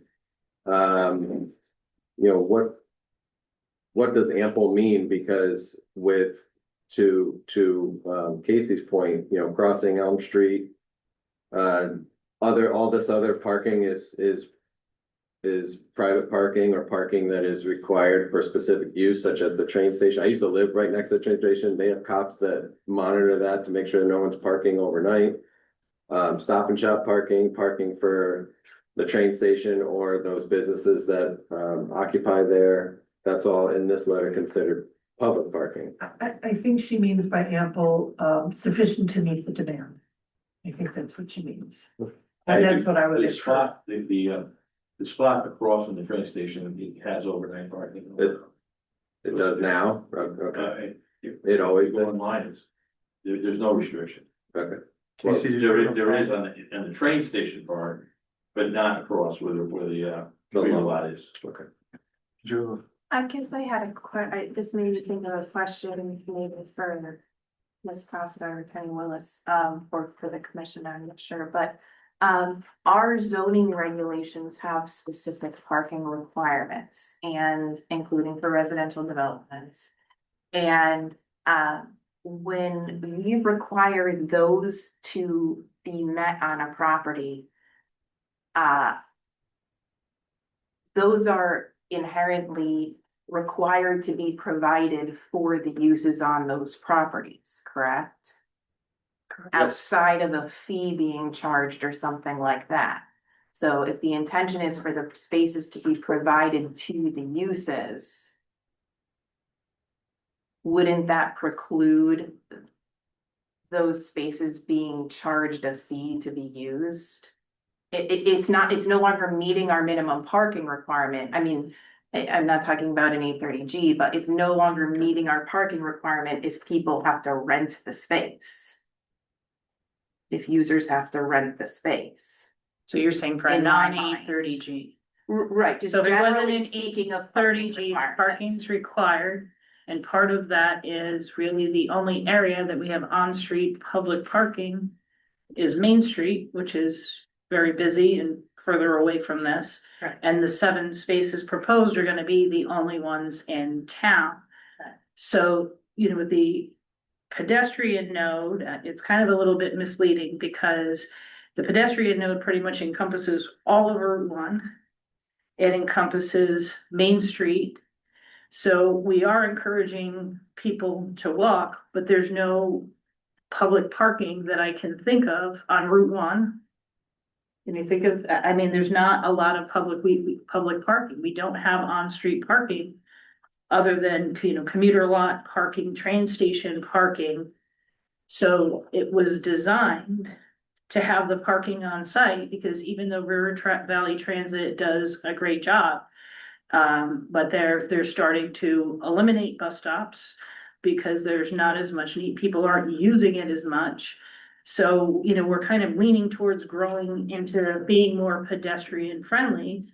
But right now, I mean, even, you know, if you look at Lynn Street and that whole area has parking issues. I mean, people are currently parking on 76 Elm Street because there's not enough parking in the area.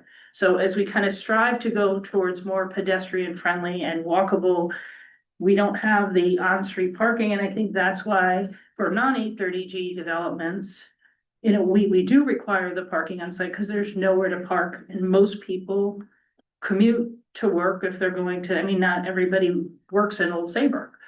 So I think that was the intent of having on off-street parking, you know, for residential uses and the requirements, and I'm not talking 830G. So we as a commission have determined that at least some parking spaces are still necessary on site for public health, safety and welfare in this community, in the town of Old Saybrook. I would say yes. I think that remains to be seen. And the other thing is too, on town roads. Well, I don't think it does because we have zoning regulations that require parking. The courts haven't spoken to it yet. Unless She's I'm talking not not talking about 830G. 830G. I'm not talking. The about other thing is we don't allow for parking on town roads. Right. So there's an ordinance there, so you can't park on a town road unless it's, you know, designated public parking, like Main Street is a state road with the parking. So that, you know, that's another thing too, why on-street parking for non-830G developments is important. Okay. Does the pedestrian node, you said it includes Route 1, So the pedestrian node was originally created, I think it was through Max's place coincidentally. And it was any intersection on Route 1, I think if you're 1,800 lineal feet from an intersection, that you would have these like pedestrian nodes. What ended up happening is when you put that 1,800 lineal feet there's just one gap on Route 1 by Henny Penny that's not in the pedestrian node. So essentially, they were kind of created the pedestrian node to have these like little destinations, so you get to, we'll say, you know, where Luigi's is in Schoolhouse Road, you know, and it would have kind of its own little theme in that, but really it's all of Route 1 and all of Main Street. So so 1,800 feet. Does that include all of Lynn Street to Elm Street? Roughly? It's in the pedestrian node. I mean, we're trying everywhere to get sidewalks, as you could see, we're in the grant, it's getting people to use them, and can people realistically walk to work? Right now, I don't know if we're there yet. Laura, do you have any questions? No, right now I'm just listening. I mean, I know our attorney has said that parking in Connecticut is hard to find, premium. And I would love to see more people out biking instead of in cars.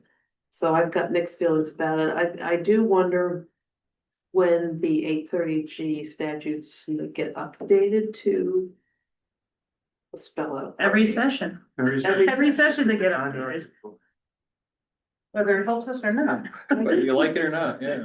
I just feel that the fee should have been all inclusive. But I understand that that's not as stated in 830G statute.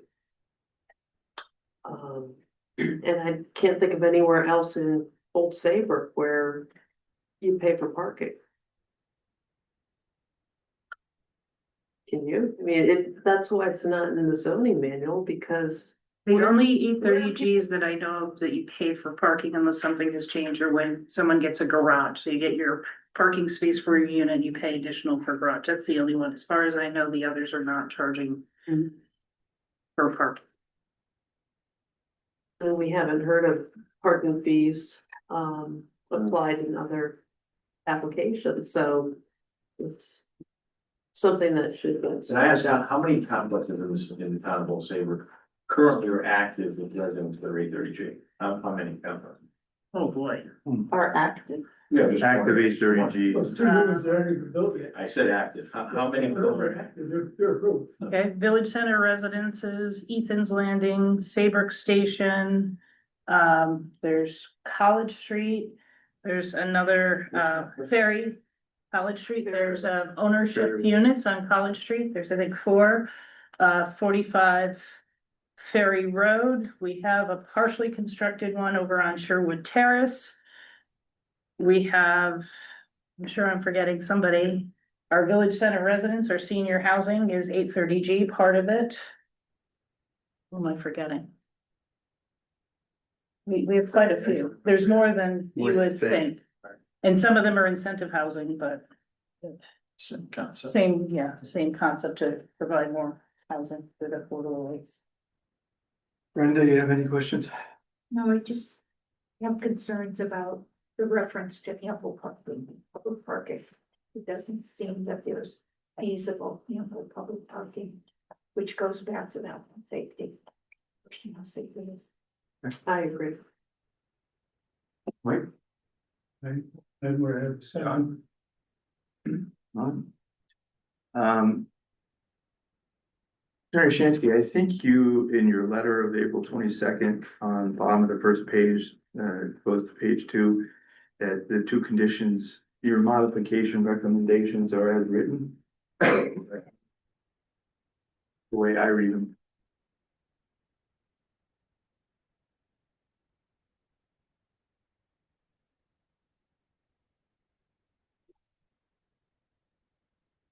I beg your pardon?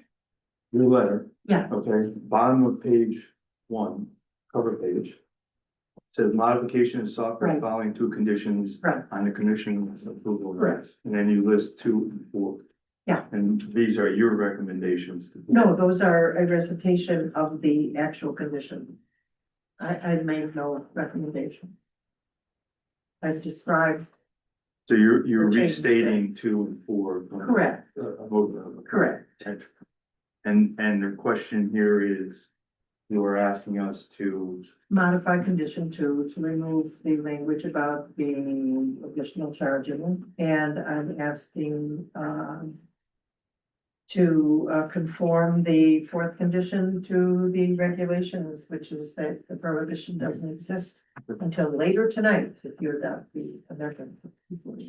I just wanted to clarify. Yeah. Thank you for the record, since we kind of meandered through the last hour. So we're at this point now where public is open, is still open. It's a public hearing. If there's anybody in the audience or online wishing to speak on behalf of or in opposition to, please raise your hand and identify yourself. There's no one in the audience other than the applicant, and it doesn't appear that anyone online is raising their hand at this time. Am I correct? Correct. Okay. So, we can continue discussion or we can close public hearing. Mr. Chair, I mean, we could continue the public hearing and ask Ms. Gomes to define ample. Why is that required? Oh, it's not required. It says if you want it to be part of the record. Because the very first line, the housing authority in this email says, if there is an option to not pay for parking, then it does not need to be included in the calculation. So, hey, it's the law. I don't understand why we have to go further. I'm sorry, what's the law? Because I thought there were any cases on this. Well- That was my memory. Your government, the Department of Mr. Santoro. Yep.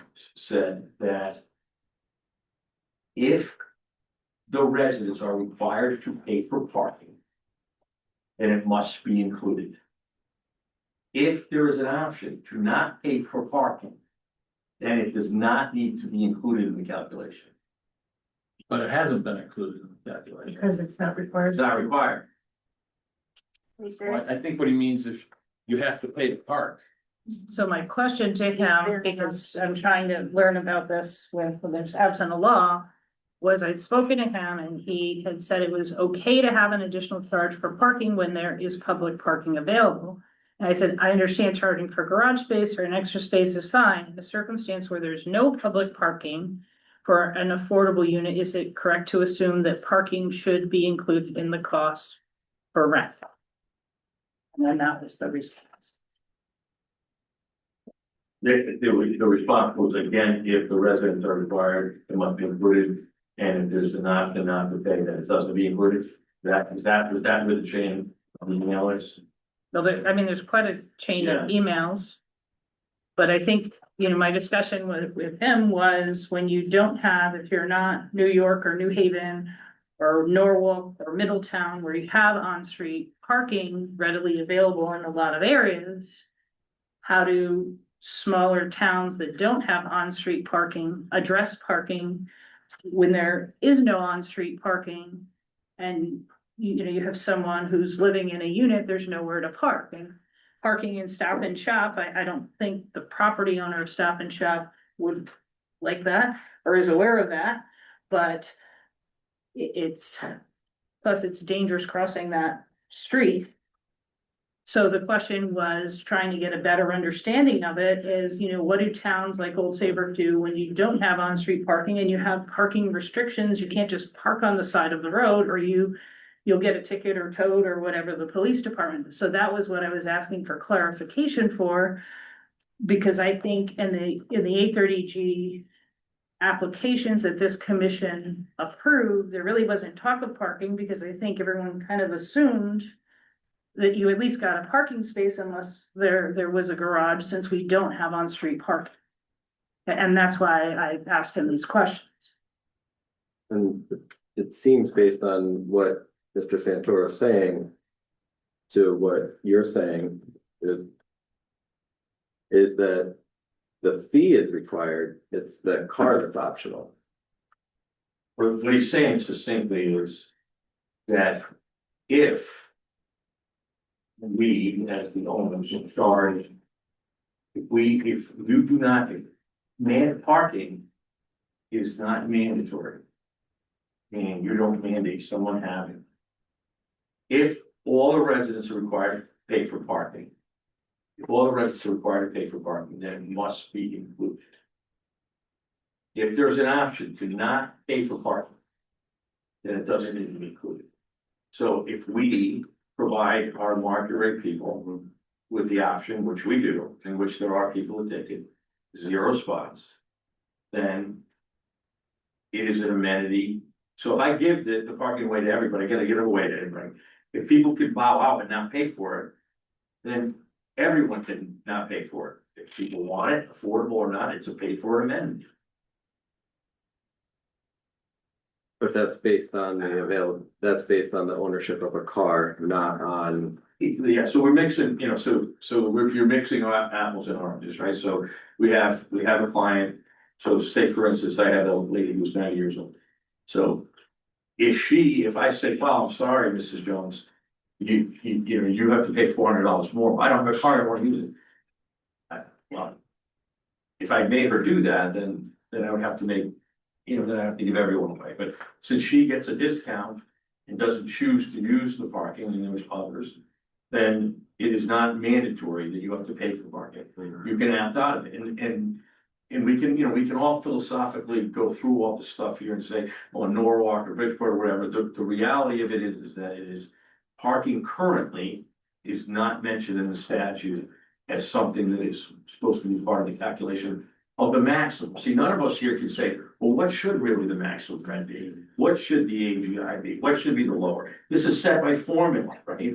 If it was supposed to be part of the formula, it would be pretty specific, and it's not. So, but amenities are, right? I mean, if you give a free amenity to somebody that everyone is entitled to, you're not allowed to exclude amenities from the affordability versus the market rate. Everyone has to be treated equally. We could all have, discussions, well, there's 200 spots over at the train station.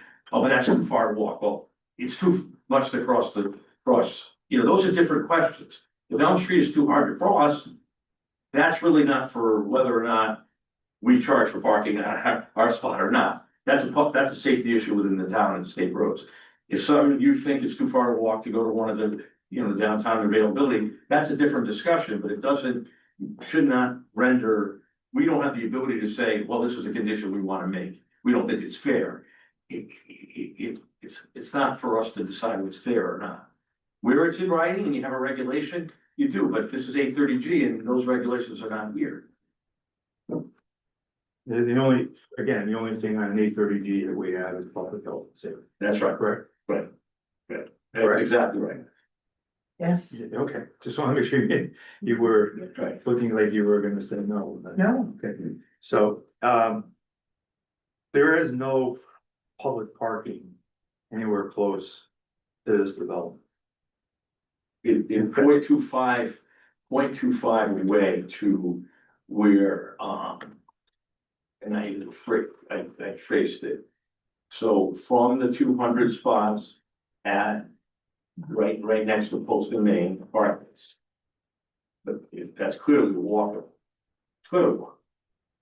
Good walkable, you gotta walk all the way out to Route 1. But Mark, I know, I'm just saying. But you can't say it's not close, because But you've identified, the attorney, has identified public parking and Stop and Shop. But then she goes on to say, as item 2 at the bottom of page 2, upon information and belief, the parking lot near Stop and Shop is open for use by the general public, but does not allow overnight parking. it doesn't, because if you go online, it says you can't. Does not, so that's off the. Stop and Shop, they're available for on-site public parking as max places, but they do not allow overnight parking. The only place that actually that I'm aware of, and again, it would come up to a public safety, that the center of town has public parking. But that's the only public parking I know that the town has And control. your huge lot, which is probably a state lot, right? This, What, the railroad? It's federal. yeah, the railroad so owns and that's open 24/7 on winter. So, And you will have, and just so happens in the units, if they're being spread, there's 7 available spots on the road as well. Again, we can, like you said, we can argue what's ample or not, but it's not part of the calculation. It could be part of the desire, but it's not so what we're arguing here is you guys just putting a restriction on what can be charged for a unit, in addition to what is outlined by the people that administer the unit. I can see that appearance, but what this town is most interested in is affordable housing to some degree. Is this commission to keep, as it looks at applications, is to keep those costs reasonable. And therefore, that's why this is here. That's why we put it as a condition, and that's why we're here as an appeal discussion.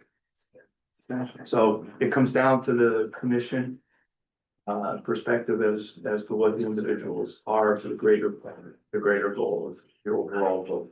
So I feel that we've pretty well. I just make sure we have one conversation here. That's right, that it is a public hearing.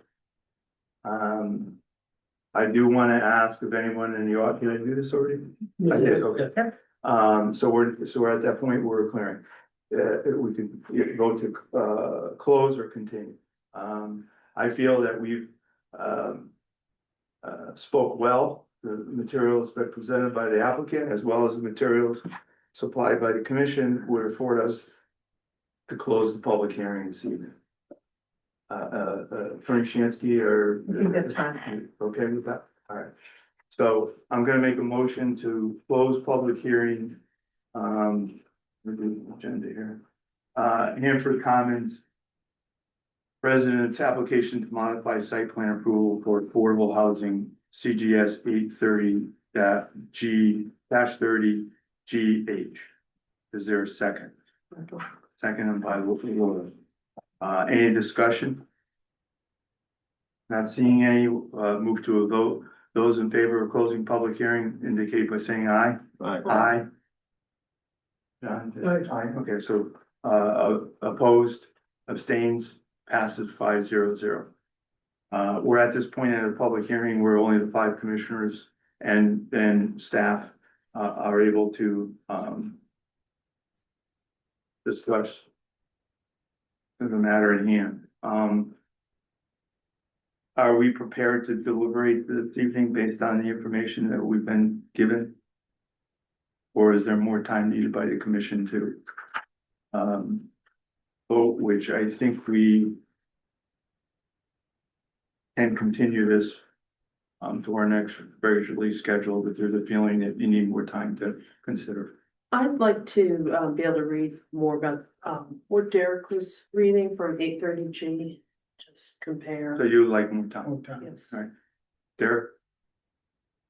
Yeah, I'm okay with more time because it just allows us as a commission to, if any commissioners have any points or questions or comments to raise them, and then us as a group be able to hear those all together and make a decision from that. Mike, are you? I'm delaying. To, continue, John? I gotta handle, there's 2 issues, there's 2 topics. We didn't really talk much about the lighting, but I mean, the parking issue, I think we should study this a little more. You gonna vote on them separately? Or? No, we will handle one as a one unit. Unless you want us to vote on, I can't. I guess the thing, and I was just saying to Matt, is just, I know you're gonna look at 830G, but just look at things that are in the record. Don't bring any new testimony, because now you've closed the public hearing, so the discussion would be amongst yourself, and we can't add anything else to the record. Right. I feel we have enough information to determine an outcome this evening, but it's 4-1. Based on the vote we just took around the table, so we'll continue this to our next regularly scheduled meeting, which is June 1st. Okay, thank you. Thank you for a fascinating conversation. Who seconded? John Henry. No, we're in All in favor. favor? All in favor? 4-1. 4-1-0. Sorry, I'm being a nudge. That's all right. Okay. No, no. It's still seals. Santoro's email chain. I So can that I give you can one. give this to Mr. Picard. Yeah, I can give you one right now. Here, I got an extra one. I've got extras there. Oh, isn't that delightful? Thank you so much. You don't have to stay. I appreciate it. Okay, thank you. Unless Chris wants you to. Yes. Yeah. Okay. All right, so continuing with public hearings, petition to amend the old Saybrook zoning regulations. Yada, yada, yada, I'm not gonna read it all, it's too long. Petitioner is the old Saybrook zoning commission, and the action is to open the public hearing. So, we open that first, then we go. I'm sorry, Do we open the? open the so it's a public hearing, it's a So regulation it's amendment. open since we read it, right? Yeah, just open the public Yeah, hearing it's open. and then, And then discuss it. Discuss. I'll turn it over to you, please. so.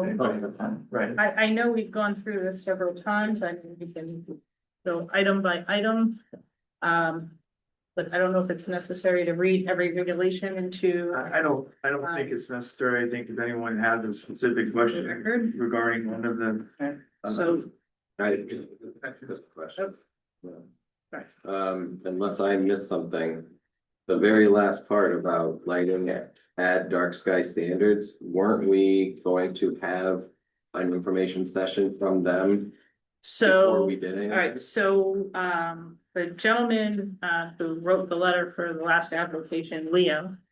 The architectural review board wanted to, discuss becoming a dark sky certified town. Right. And we talked about it, one of the members, we were talking about doing it in the fall. Okay, So this So was this is- just to kind of clarify thank you. what we've done, so it doesn't have everything, so.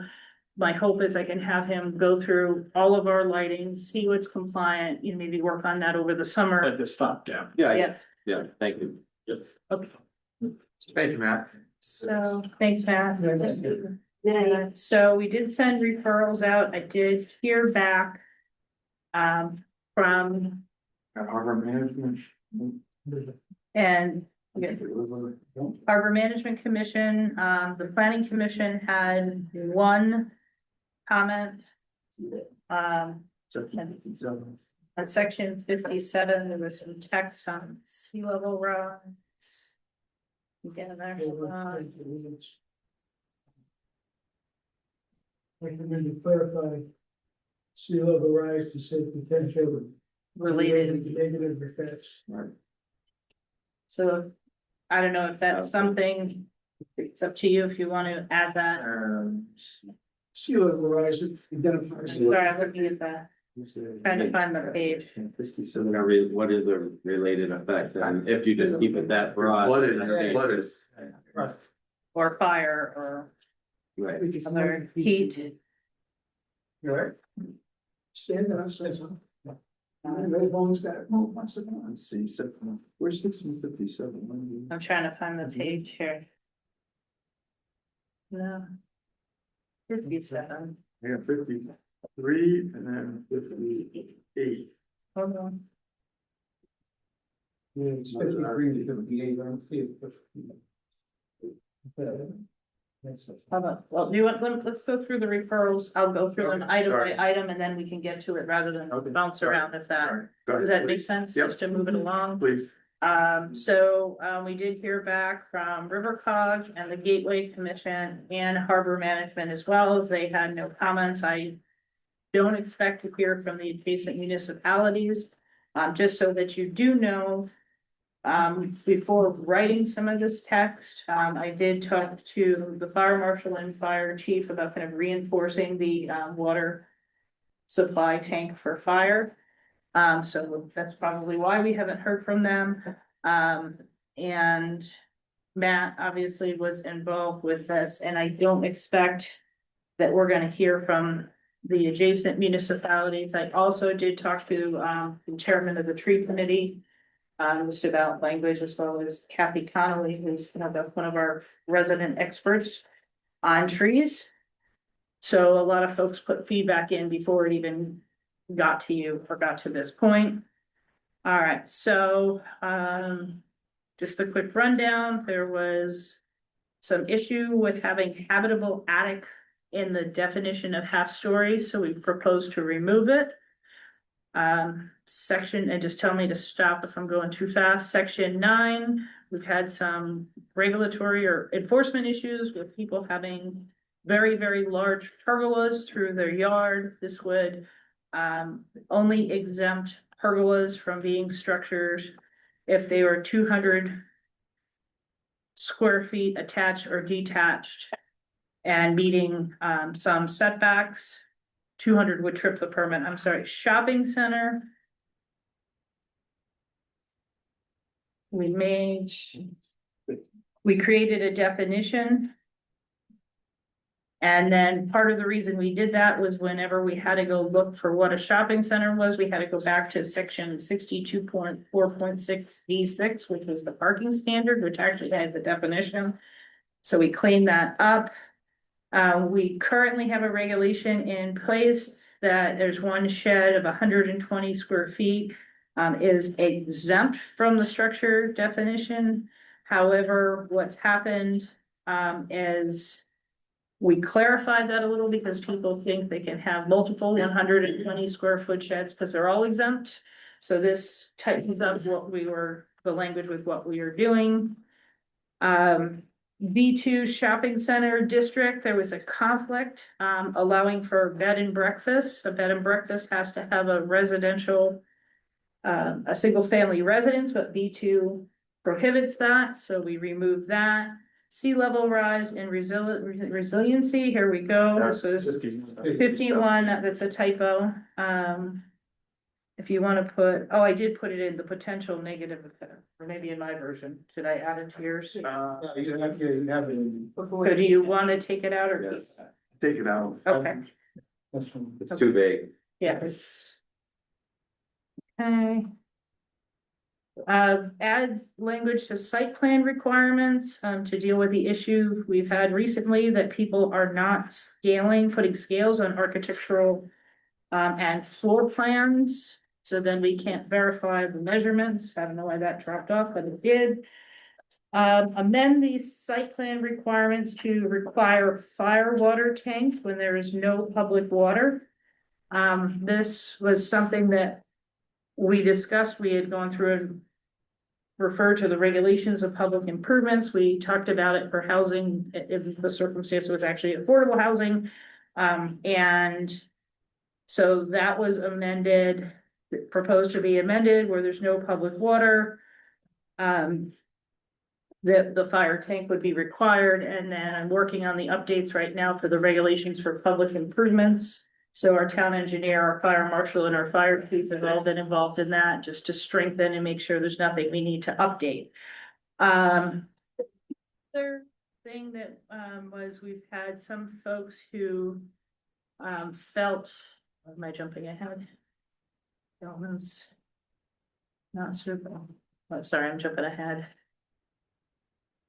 We also added to section 51, we've had some situations where people want to apply to the commission for projects without a health approval.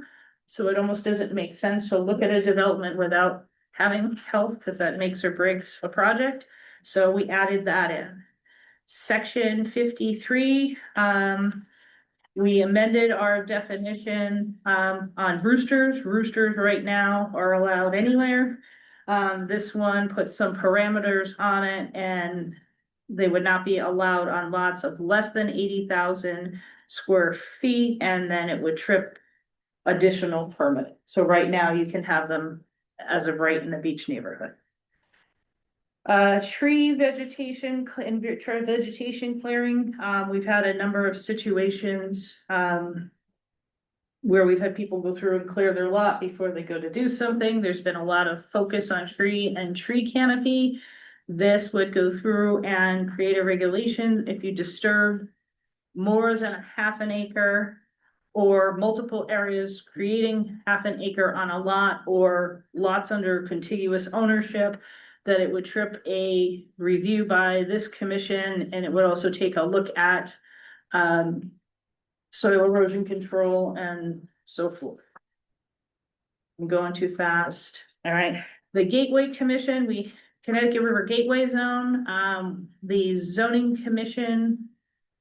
I'm jumping. So we had some wordy text. And we were missing some. So we clarified that gateway regulations are in addition to the regulations in the underlying district. When the gateway adopted their riparian buffer and a number of different standards, the commission at the time thought it would be great for non-commercial tree cutting to require a permit, and not just non-commercial tree cutting visible from the river. So beyond the 100 feet, the commission had gone through and extended their authority, but there's been circumstances where trees are not dead or dying, or there's some other issue that people have legitimate reasons. So you have an invasive plant or a tree and you want to take it down, but because it's healthy, it didn't really work out with the regulation in place.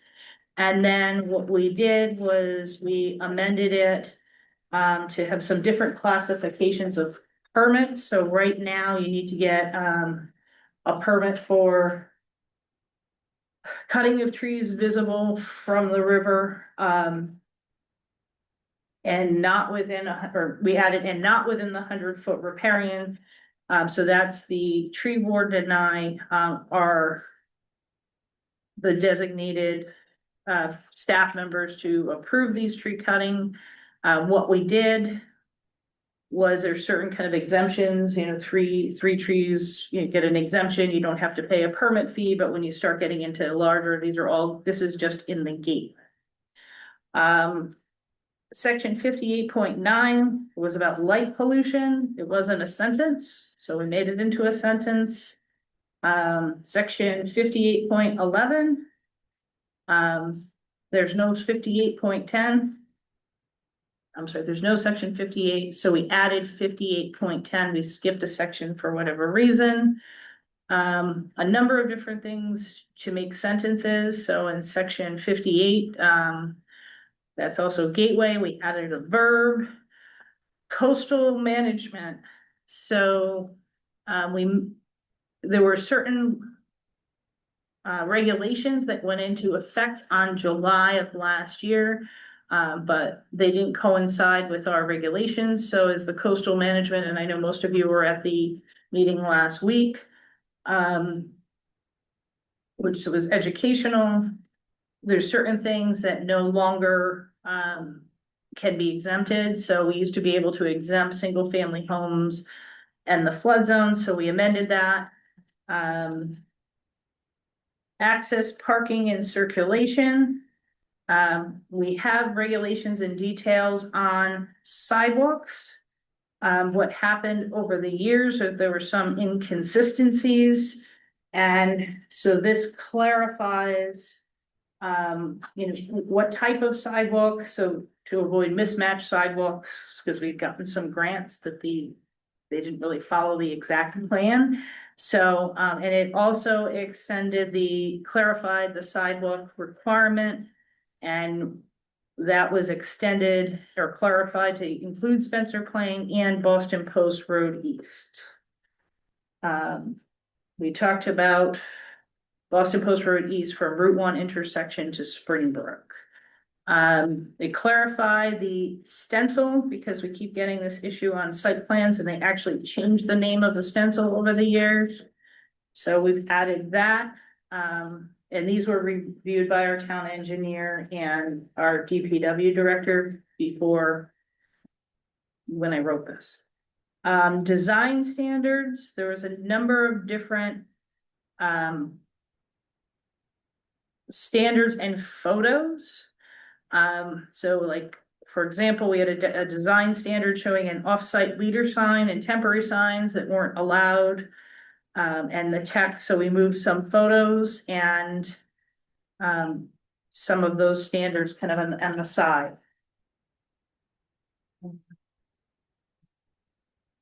Remove text encouraging temporary signs that we don't allow. And then nursing home, residential, life care, nursing home facility, residential care home, convalescent home, hospital, nursing home facility.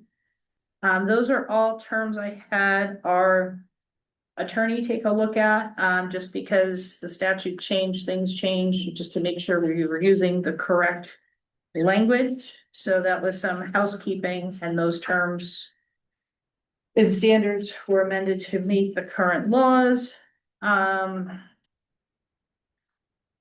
Dark Sky International, so we just put a little kind of the Band-Aid blurb on what we have been and continue to request, and in the fall, we'll get into that a little bit more and redo those regulations.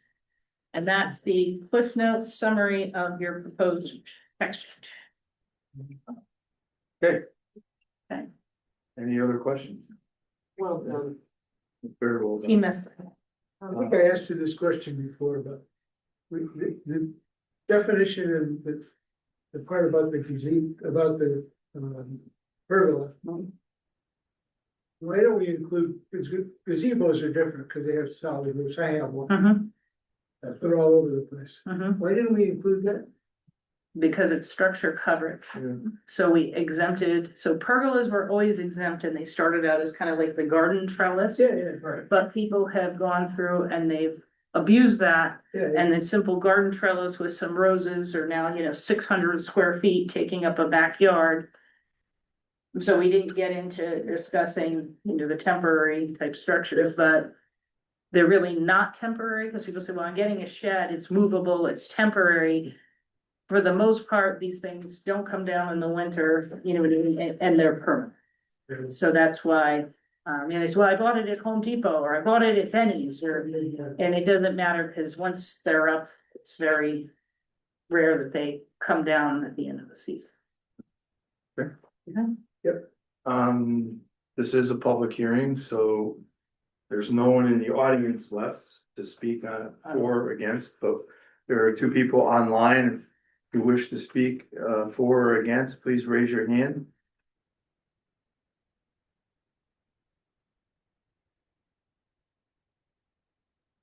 No one's raising their hand at this point, so we can move on.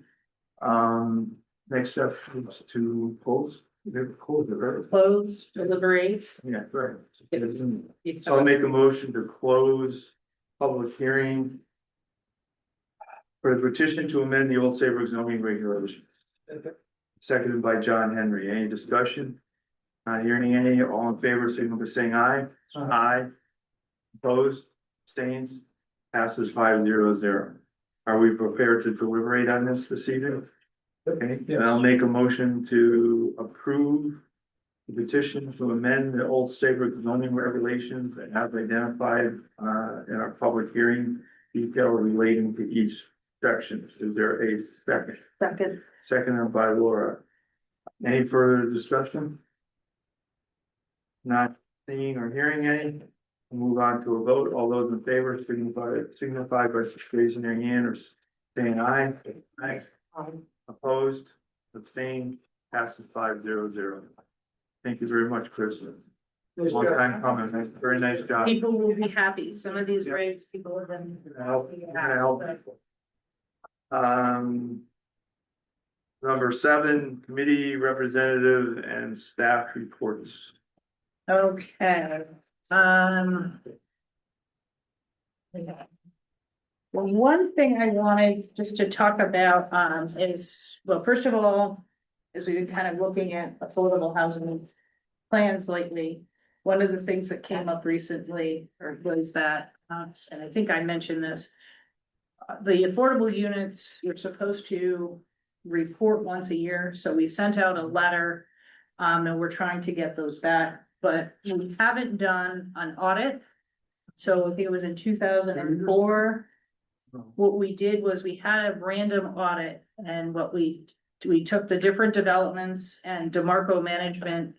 Went through and would go to Ferry Crossing and say, okay, we're gonna audit 2 of the 4, and they would just kind of pick a random number, Saybrook Station and every, just to make sure the calculations were being done correctly. You know, the last time there was a few things, there was more, some of it had to do with COVID numbers, so COVID added a little bit of adjustment. And I mean, slight changes, no one was out of compliance, but you know, here and there, like one of the units, I mean, they charged somebody like $20 extra a month or $10, so they went through and they reimbursed the people who were there. So as we kind of focus on this, and the one thing is that since the towns are responsible to make sure that affordable units are rented as affordable. So if something goes wrong, it goes back to the town. So what are your thoughts about maybe doing one? I've talked to DeMarco. Did we do an audit 2 or 3 years ago? Mhm. Right, so you're suggesting we repeat the same one? Full audit of all? Not of all the units, but just to go through and say, okay, you know, the following, so they just kind of pick a list of them, and they go through. Okay. Yeah, I believe we should do that. Okay, so I'd like to go forward. Absolutely. Laura? And that's a third party audit. Yes. So DeMarco Management, I think they spoke to you, or maybe Yeah. you were on the commission then. Yeah. So, what they do is they manage, units. And, they go through the calculations, they, you know, make sure rents are affordable, so they represent both. Housing developments as well as, in our case, they represented us, and I definitely. Don't know how to do all the calculations, I know enough about it, they do it every day. So they just kind of, we went through, we put a list, I mean, some of them, you know, like senior housing. You know what I mean, that one I'm not really worried about, I mean, the rents are very, very affordable, you know what I mean, it's not. But sometimes here and there, just to kind of make sure everybody's doing it correctly, because it is the town's responsibility. You know, to Of To which make we sure don't have to report up on. It's our we don't have to report on, no. Yeah, let's do it. All right, so I already talked to. We're doing we're doing everything, the town, right? Something slips through the cracks because we randomly, and I understand we have to do it randomly. Who's even gonna catch it? I mean, this thing seems to, not the town, but the way that the state has done this.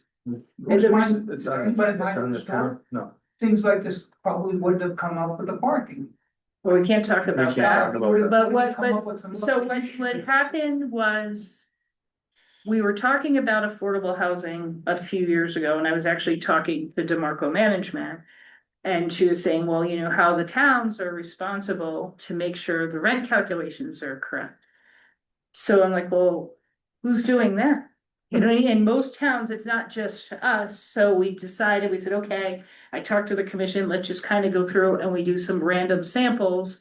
And if we find something was really off, then we could just audit the whole development and see what's going on. But the purpose of, you know, having affordable housing is people are allowed to break rules, have higher densities, to have affordable units. So, you know, we kind of have an obligation to make sure, you know, things are being done right. It's really, Mike, it's up to us because it's a zoning commission to do that. If we don't police it, nobody polices it. Right, so the state makes a mandate. If the town doesn't follow up on it. There's no consequence. Right. Well, no, there are consequences, It's like the so honor system, right? when people have disputes. And there's issues, they go through, if they contact the Department of Housing, they say, well, call Chris at the Old Saybrook Town Hall. Because we're the zoning commission and it's our affordability plan, and in the absence of a housing authority. We go through and enforce, or I enforce what's in the plan per your approval, if that makes sense. But outside of that, in random, you know, we randomly check somebody, there really isn't anybody. There are certain towns who've never done that. If there isn't any real accountability. Right. Do you think the state should come around and do this? I don't even talk. What else we have? I think that's it, unless there's something for, So we have the next meeting. so the next meeting, Sorry. they just continue the 8:30 GH. Yep. Actually, it's gonna be housing night for us. Public Act 25-1, the text. Yep. That we drafted to address the housing laws in July. We have an incentive housing zone amendment, that was the one that petitioned Caravetta, and then they withdrew. And then the Kate wants to come in and have a little preliminary informal discussion on what they're thinking, and I think they're gonna talk a little bit, probably a little focus on parking. So it appears they're gonna be ready. But they're really doing a lot of preliminary stuff, so they're Okay. not ready, but they're just trying to get a Okay. temperature for. Are we gonna everybody. limit them to a time? Yes, oh, and the other thing too is the ferry landing development. They're gonna come back for another discussion. I guess we continued the text discussion. I thought you were wrapped up, but. So that would just put that, So those two would be on first. that would be on first, So ferry, are you putting ferry landing on first? yes. So I recuse myself from that portion of it, but I will attend the rest of the So, meetings. Ed Cassell was saying it'd be about a half an hour. So half an hour for that and a half an hour Or for the Kate. Kate, and then I'll just put on the agenda. Start for like a 7 o'clock, and folks So aren't are waiting you around. available on the first? So you put the. start the meeting.